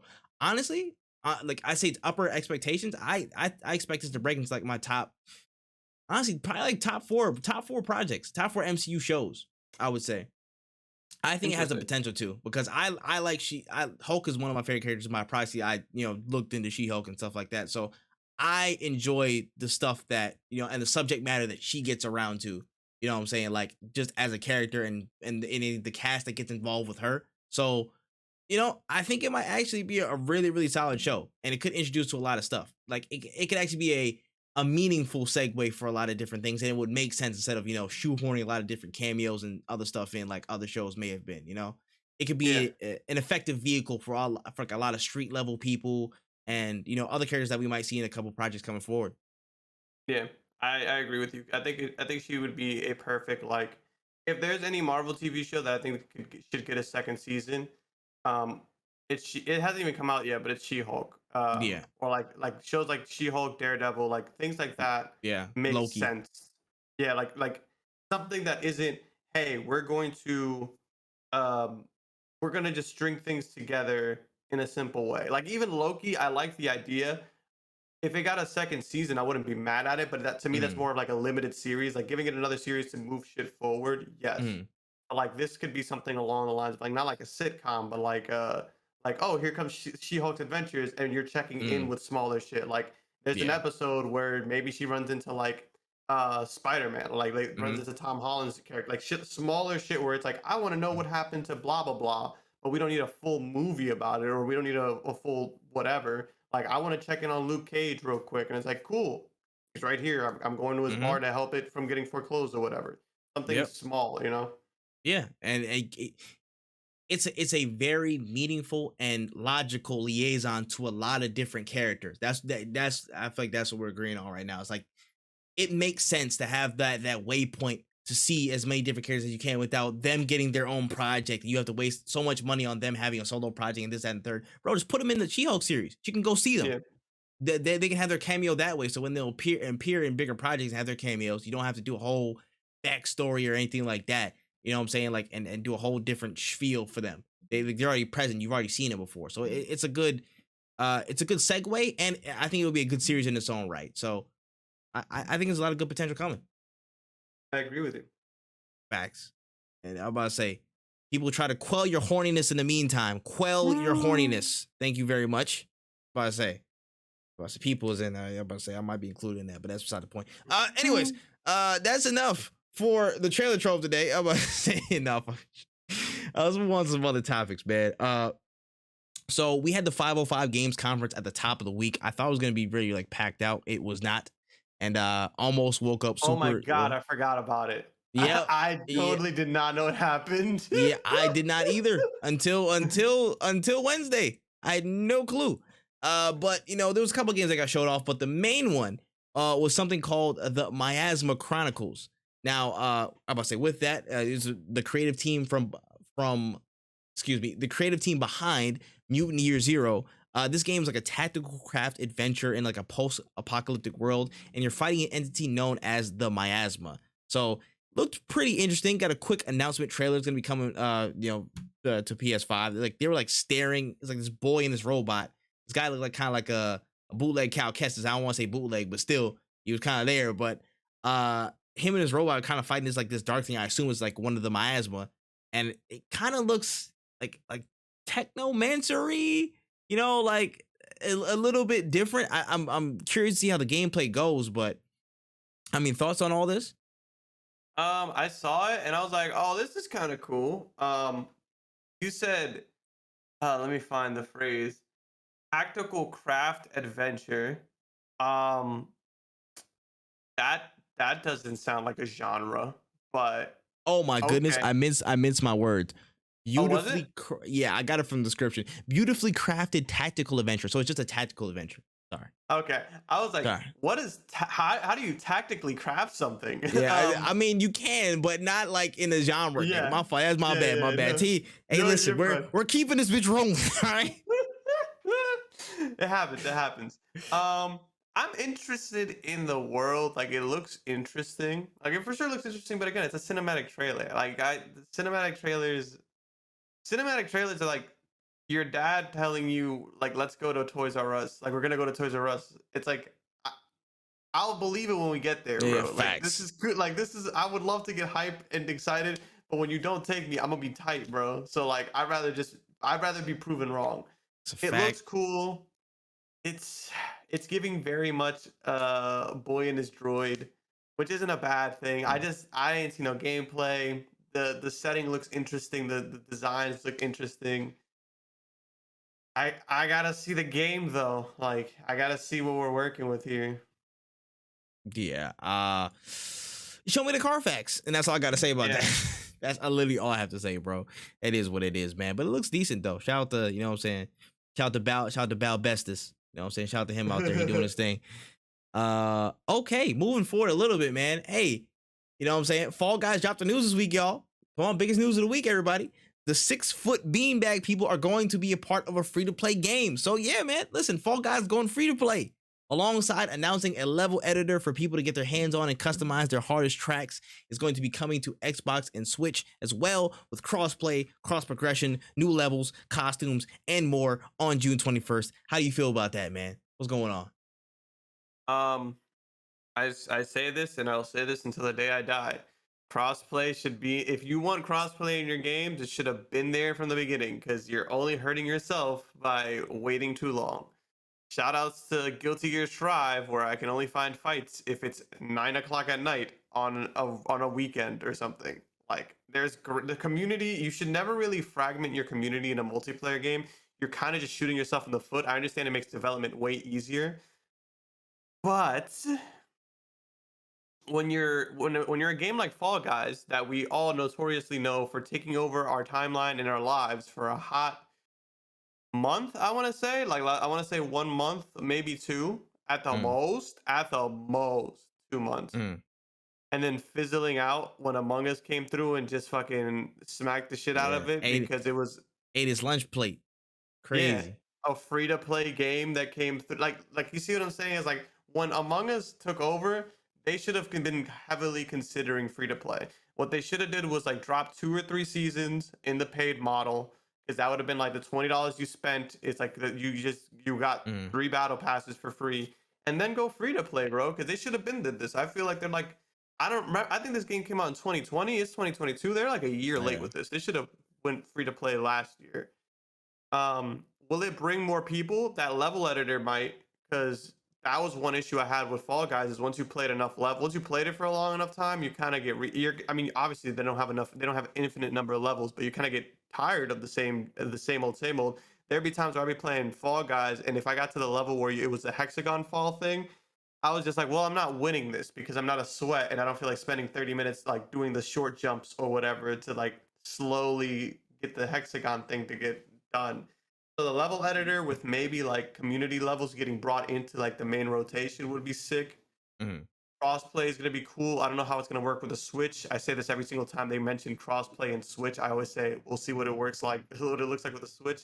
Mhm. Cross progression, crossplay, all these things are good. I just hope that it's in enough time to make the game relevant or stay relevant. But I don't even really want to say that it's still relevant, because there's only one person I know Mm. who was still repping Fall Guys, and that was Sammy. And he, Oh, till this day, will defend that game and be like, "Yo, that game is still good. I don't know what everybody's talking about." Like, bro, I don't even I remember where I bought mean, I will say this: I never bought it, and I never will, never will. it. You know what I'm saying? At this point, listen, I will say this honestly. Uh, cool. I feel like this game should have been free, honestly, because I mean, just having that level of content, and they had a good media run too. They had a really good media run with all the inclusions and all the collabs that they had. Like they had really solid traction. And if it was free, even more people would have been on that wave. I think they could have extended that a lot further. And then when you added something like a level editor in there, just helps to double the shelf life, of this whole experience. So, it's better late than never. I mean, yeah, glad that they're actually doing it and going free and then adding a level editor. That's dope. For me, it's kind of, I mean, for me, a little part of me is like, yo, that's kind of dope because I like level editors. Way back in the day, you know what I'm saying? I don't know how long ago this was. I used to be playing Minecraft on Xbox, and I was with there in a lobby of friends, and we'd make like little wipeout tracks and shit like that. I would literally be in there for hours, just building and stuff in creative mode, just building it out, building it out. So something like a level editor is near and dear to my heart. I like stuff like that, shit like Forge. You know what I'm saying? Like actually, building shit out. So that's dope to see in a Fall Guys format. I would love to try some tracks out, like give it a go one time. But for me, I think it's not the biggest thing in the world, but shout out to Fall Guys. You know what I'm saying? You're stuck in there. You're stuck in there longer than a lot of people think you would. You know what I'm saying? Like, you did your numbers, kid. You did your numbers. Yeah, we'll Mm, see what happens. I like the game, and hoping for the best. facts. Facts, though. Oh, okay. Listen. All right. Looking back, I see Jay in the chat. I was about to say, I looked at the restream right now. Dang, this guy. That's funny. Shout out Groovy J, man. All right. So this week we got some word on some of the games that will be included in the PS Plus tiers as they relaunch their new service in June. So there was a ton of classic games. There's too many to count.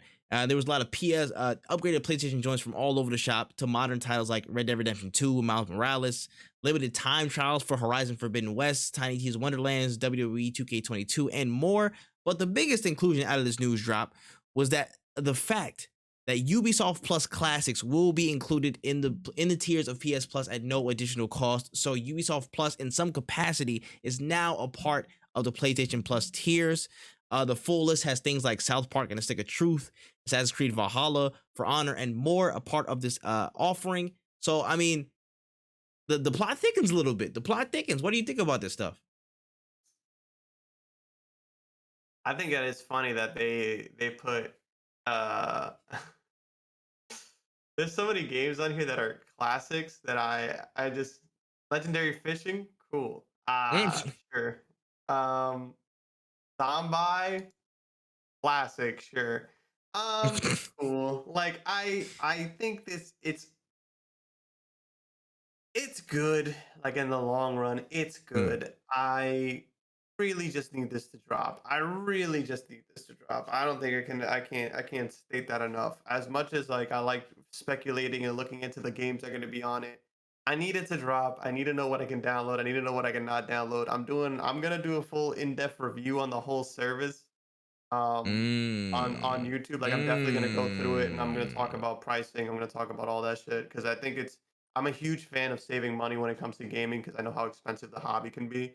Mm. And I really want to know if they're really catering to the PC audience. So we for sure going to be diving deep into it. Like I'm looking through some of the screenshots and the games on this list are massive on the PlayStation side. The like Assassin's Creed Valhalla, good addition to this. But Mm. when you're telling me Ubisoft classics, where's Splinter Cell? Where's Splinter Cell? Where is Rainbow Six Siege? Where is The Division? Where are the games that you're known for? You know, we don't even have Rayman on here. You're telling me Rayman isn't a classic? That game goes on sale for like 30 cents. Like Mm. they'll pay me money to play that game. Mm. It's an amazing game, and I'm not Yeah. sitting here talking shit. It's one of the best Ubisoft games they've ever made. But we Mm. don't have either of those two gems on this classics list. But we got Far Cry 4, I guess. Yeah. And I'm a Try, Far bro. Cry fan, and Hella even I hella didn't even trials like. games. Hella trials Yeah, games. I'm like, bro, Trials that's kind of wild. Fusion. Now Who bought I that? Like who says it? Who's sitting here saying that's a classic? I need to see the full list. There's no way this is the full list. yeah. Watch Dogs Now 1 this over this 2? that's kind of crazy. Now the list right now, that's on the first 27 titles. That's dropping day one, but they said they will increase it to 50 at the end of the year. So the list has 50 games and part of Ubisoft Plus Classics, and it will increase to 50. But right now they're dropping with 27. So I don't know what additions they'll make to it. But right now it's this list. So I mean they got a couple on them. You know what I'm saying? Valhalla, there's good value for money. It's like 100 plus hours. You know what I'm saying? I say a Far Cry 3 Blood Dragon's dope, but it's only like what 12 hours. You know what I'm saying? And Like they're not bad games. Like they're not bad games. Like I don't yeah. want to say Is Far it Cry that Zombie 4. U game? Oh my gosh, that thing is That's what still I'm saying. alive. That's what I'm I remember that saying. was a Wii U exclusive. Oh Bro, my gosh. That was bro, oh that's weird. they got the Division 1 on here, but who the fuck Who's is playing playing Division that? 1? It's a game like Destiny. Nobody's on that shit anymore. There's no Facts. point in it. Yeah, I don't know. I'm gonna have to see. Like that's Mm, basically what I feel like. Ubisoft being on it is a great move, but mm. if you would have told, if I would have brought you in and I'm like, yo, Ubisoft, come in, I'm dropping a crazy ass service, bro. I want you to be a part of it, and you brought me Zombie U to the table. I'd be like, yo, I Ubisoft, I don't think you're serious smack about this get merger. get your fucking hands off me. You're giving me the leftovers, baby. Come Bro, on now, I'm that's PlayStation. crazy. And then you see EA Play dropping a whole shebang bang on top of the Game Pass, bro. That's Bro, crazy. That's EA Play's crazy. busting it open for Xbox, and Legs Ubisoft is wide. giving crumbs. Ubisoft Facts. gave more to the Game Pass by fucking putting Rainbow Six Extinction on there Facts. than they're Fact. doing for Day one. PlayStation. You know what I'm Day saying? Day one. one. Day Day one. one new. Come on, son. Y'all playing games. Hey, Ubisoft said, listen, man, y'all gonna have to fork up some more if you're gonna drop more of these titles, big dog. I don't know. That's crazy, bro. Yeah, Look, because Ubisoft's making so much money off of UPlay, right? Because they have the negotiating power. listen, Sure. listen, man. Listen, Ubisoft Quartz is taking off, bros. NFTs are taking off right now, bro. Trust me. I promise you. I promise. All right. Trip bought Fuck. 17 million quartz. He's really hoping that everybody else taps into it. And get that shit out of here, bro. But I'm saying so far, this shit ain't standing up to Game Pass, bro. And I doubt it will unless they do some big moves, bro.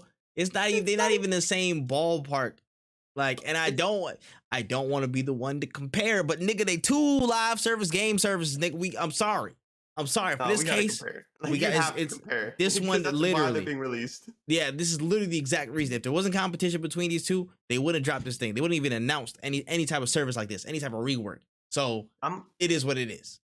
Yeah, honestly, you could even look at like just one of the PlayStation like eras. Like you could look at Mm, I'd even argue that the PS1 games that they're giving me or the PS2 games that they're giving me in the same service mm, outweigh all of the Ubisoft games that they've given me. mm-hmm. We're not wrong, Uh, bro. Not wrong, bro. And I'm looking at it, I'm like, yeah, man, I really want to get back into it and play, you know what I'm saying? Ape Escape. Shout out to Ape Escape, but I'm not looking for Ape Escape. You know what I'm saying? IQ Intelligent Cube. You really saying I'm paying this money for IQ Intelligent Cube? Really? This is what we doing? I will Bro. I will say this. If you're gonna keep going through that list, we not talking shit about hot shot golf. No, no, no, That no. shit is gas. There's an exact reason why I skipped over Hot Shots Golf because it's All right, fire. good. There's an All right, exact good. reason why I skipped over that. There's a method, People there's a be method talking to the about it out of madness. ignorance. There's a method to the madness, bro. They don't know. They don't know. Hot Shots Golf is that shit. Hot Shots Golf. I I've know. had Trust me. people. I remember when Everybody Golfs came out on the PS Mm-hmm. 4, and I was like, "That shit looks crazy." Everybody was looking at me like a madman. I'm like, "You don't know. You're You ignorant, don't peep. bro." Facts. Facts. You haven't been enlightened to the facts, bro. To the facts of life. You're looking at me weird, but honestly, I just feel more bad for you. Facts. You just don't know, bro. He does not know what he's done. Facts, man. We'll see, Oh bro. shit. But it's looking weird, man. It's looking weird for PS Plus. We're gonna have to see about it in June, man. We're just gonna have to see about it in June. Yeah. All right. On to the last story of the day, and I left this last for a reason because I know certain niggas is happy. In an interview this week with Leo Edit, perpetually squinting actor Norman Reedus might have dropped a little bit of a gem for Kojima fans. So, in this interview, Reedus seems to confirm that a Death Stranding II is currently in production, stating that, and then the game came out, and it just won all these awards, and it was a huge thing. So, we just started part 2 of that.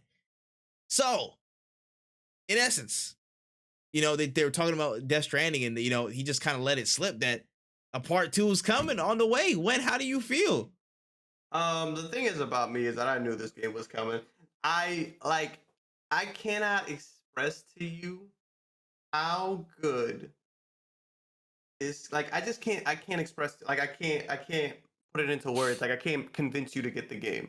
The only way I can describe this game is like, imagine if I'm trying to put it into words. Mm. Like, because there's nothing really like it in a sense. Because you have like as far as I world know. building. You know what I'm saying? Like, you have like, the way I can describe it is like, imagine if those trucking simulator games, or like Elite Dangerous, which is like a space simulator game. Like, imagine those games where you're delivering shit. Like, that's just like your job. You're doing it for money or whatever. Got mixed with like some horror elements in the terms of like you have to like hide from monsters and shit. Mm. And at the same time had some like, I don't want to say Animal Crossing, but like you change the world as if it was Animal Crossing. Like me going and being like, hey, I'm gonna build this bridge here. Now this world that I've built has this bridge to this area. So I don't ever have to worry about crossing this river because I built this bridge. I've changed the world to make it suit me. Okay. And then like I'll go into other people's games and I'll see like, instead of putting a bridge here, my boy put a bridge on the other side of this river where it was smaller or where it was wider. Like, it's just such a weird experience of you seeing this destroyed world, building in it, and on top of that having to like carry all this cargo from point A to B while hiding from monsters, while using cool abilities like a zip line or cargo cannons, or even in the director's cut there's a robot that you can ride. Or even, I remember there was one time I was on top of a mountain, and the little cargo carrier that you have, it's like a little shopping cart that's attached to the back of you that you just like put shit on. You could put all this shit on your back and jump on it and like ride it down. I rode it down the mountain. Yeah. So like I was on top of a mountain and I was like, I need to get down there. So I was like, I just jumped on it, kicked down, and was like riding down the mountain, and it worked out in my favor. And then I tried to do it another time and I wiped out and all my packages got lost on the mountain and I had to reload the save because I wasn't gonna go running around the mountain to get them. And it's just cool shit like that. Like, it's just hard to explain why it's so good. And then the story, it's Kojima, so you're not gonna get it, but you're gonna enjoy the wild ride. It's like Kingdom Hearts, but instead of emotions, you're like understanding a logic in a different language. You're like, oh, you know what? This kind of makes sense. Like this guy's character, one of the characters in the game, his connection to the afterlife is that I think it's like every 3 minutes he has a heart attack that kills him. Oh my gosh. But then after 30 seconds, he has a defibrillator on his chest that revives him. Yeah, it brings it back. So he dies, and goes to the afterlife for 30 seconds and then comes back. So like he's like, yeah, I'm connected to the afterlife in that sense. So he's a doctor, he's explaining all this, and you're sitting there like, what the fuck? Yeah, like it makes no sense. There's so many wild ass characters in the game, and it just talks about afterlife and current life, and I still don't get what the fuck I did in that whole fucking 2 years it took me to beat that game.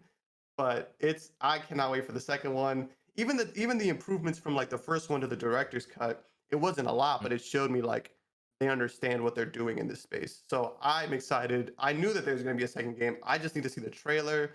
This will probably be the only cinematic trailer I'm excited for because the cinematic trailers in this game do match up with the game itself Mm. in terms of like either the areas. It's not bar for bar, word for word, Yeah.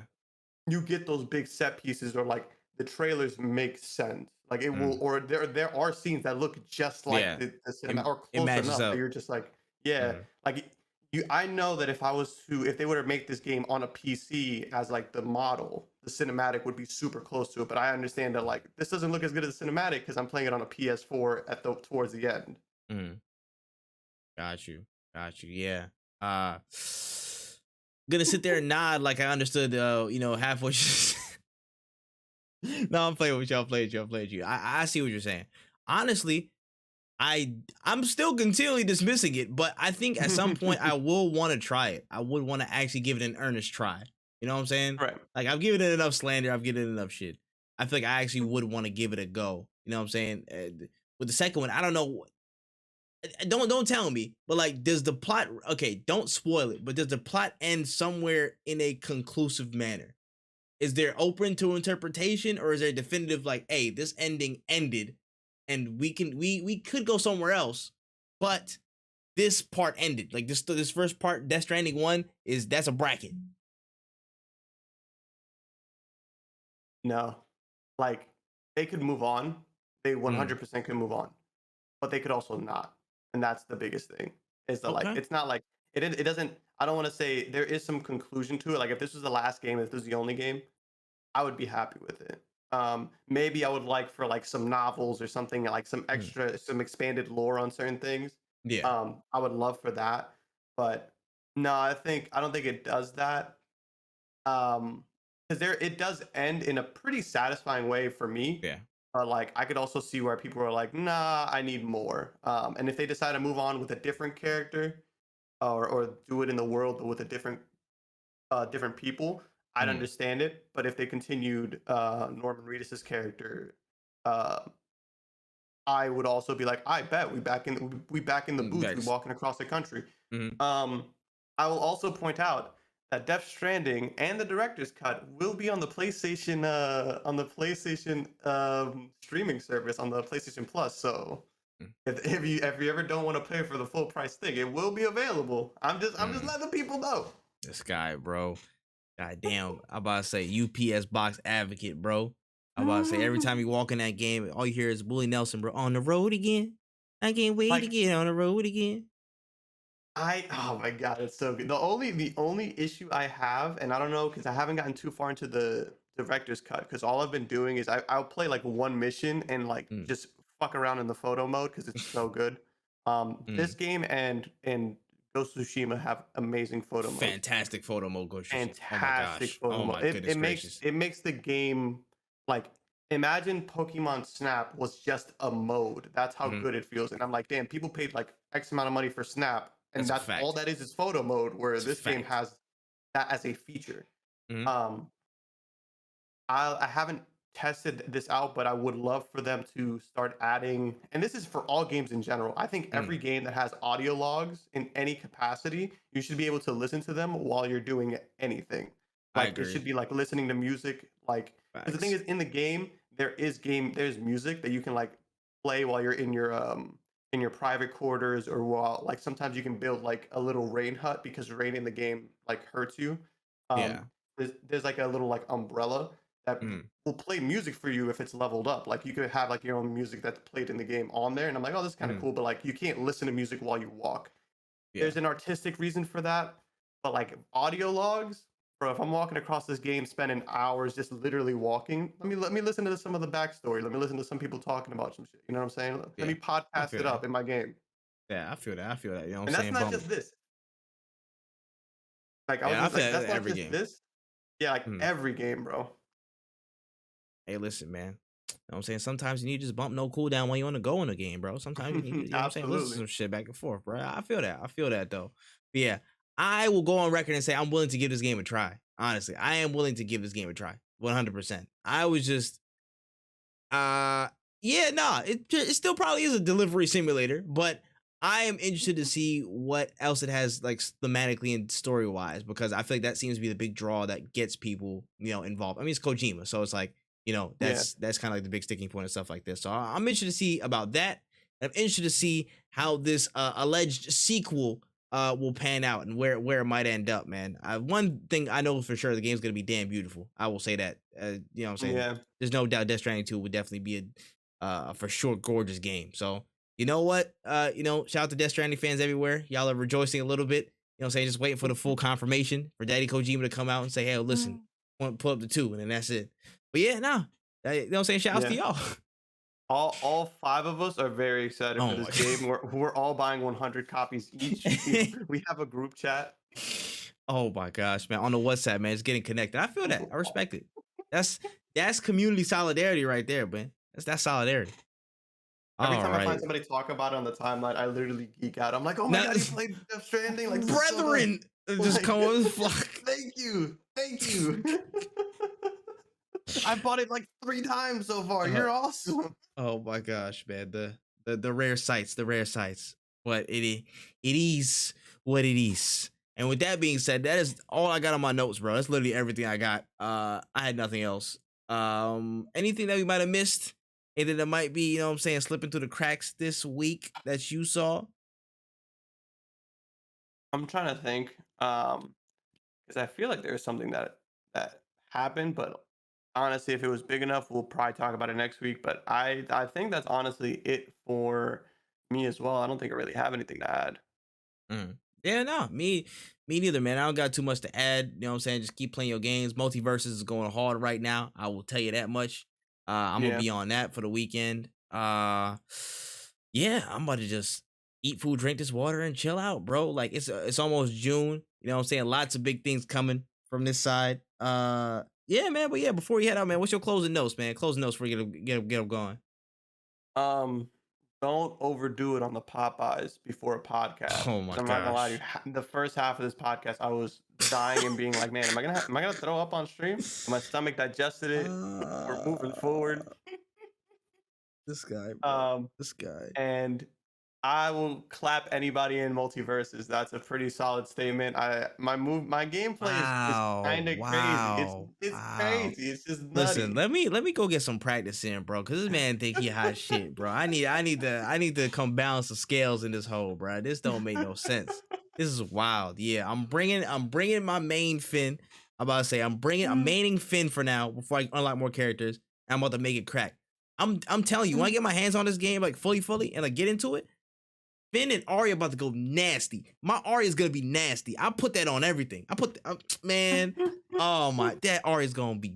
I'm about to get on somebody's ass with that. Anyways, I'm getting excited. But yeah, my closing note is, man, drink water. Make sure you tell people you love them. You know what I'm saying? Do your thing out here. A lot of games coming. Make sure you just enjoy yourself. Stop being negative out here. You know what I'm saying? Believe in yourself a little bit. And most importantly, make sure you follow us on all platforms. First and foremost, you know what I'm saying? If you want to catch the live video version and everything on Wensai Wotaku channel, it's WOTAKU space Chi CHANNEL Wotaku channel on YouTube. WenEazy on all other platforms. If you want to get in touch with his stuff and the video version of the podcast. For me, is ThatManTripp on all platforms, social, and on YouTube. If you want to get in touch with me, any stuff we do on here, at No Cooldown Pod. At No Cooldown Pod. I'm going to say it one more time like Dr. Umar. At No Cooldown Pod to follow us for all updates on our Twitter, audio platforms, Spotify, SoundCloud, Stitcher Radio. I'm about to say Apple Podcasts. I'm about to say Anchor. All over the place. Make sure you check out our all of our links, rate us 5 stars. Make sure you share it around, man. We got a lot of info, a lot of game to drop on people, man. We trying to be one of them podcasts out here, and we need your help to do it. So make sure you rate us 5 stars. you get our name out there, help us out. And yeah, man, we rocking, man. Lots of good content to go. Game, announcement season, because E3 is also, kind of dead. We still don't know the proper name for it yet, but the summer game season is almost upon us. And that means a lot more heavy, in-depth analysis, a lot of special things coming your way from the No Cooldown podcast. So make sure you stay tapped in with us, especially during the first weeks of June. You're not going to want to miss it. There's a lot of good stuff coming. And yeah, with that being said, that's been episode 24. We've been balling like we Kobe, and we are out of there.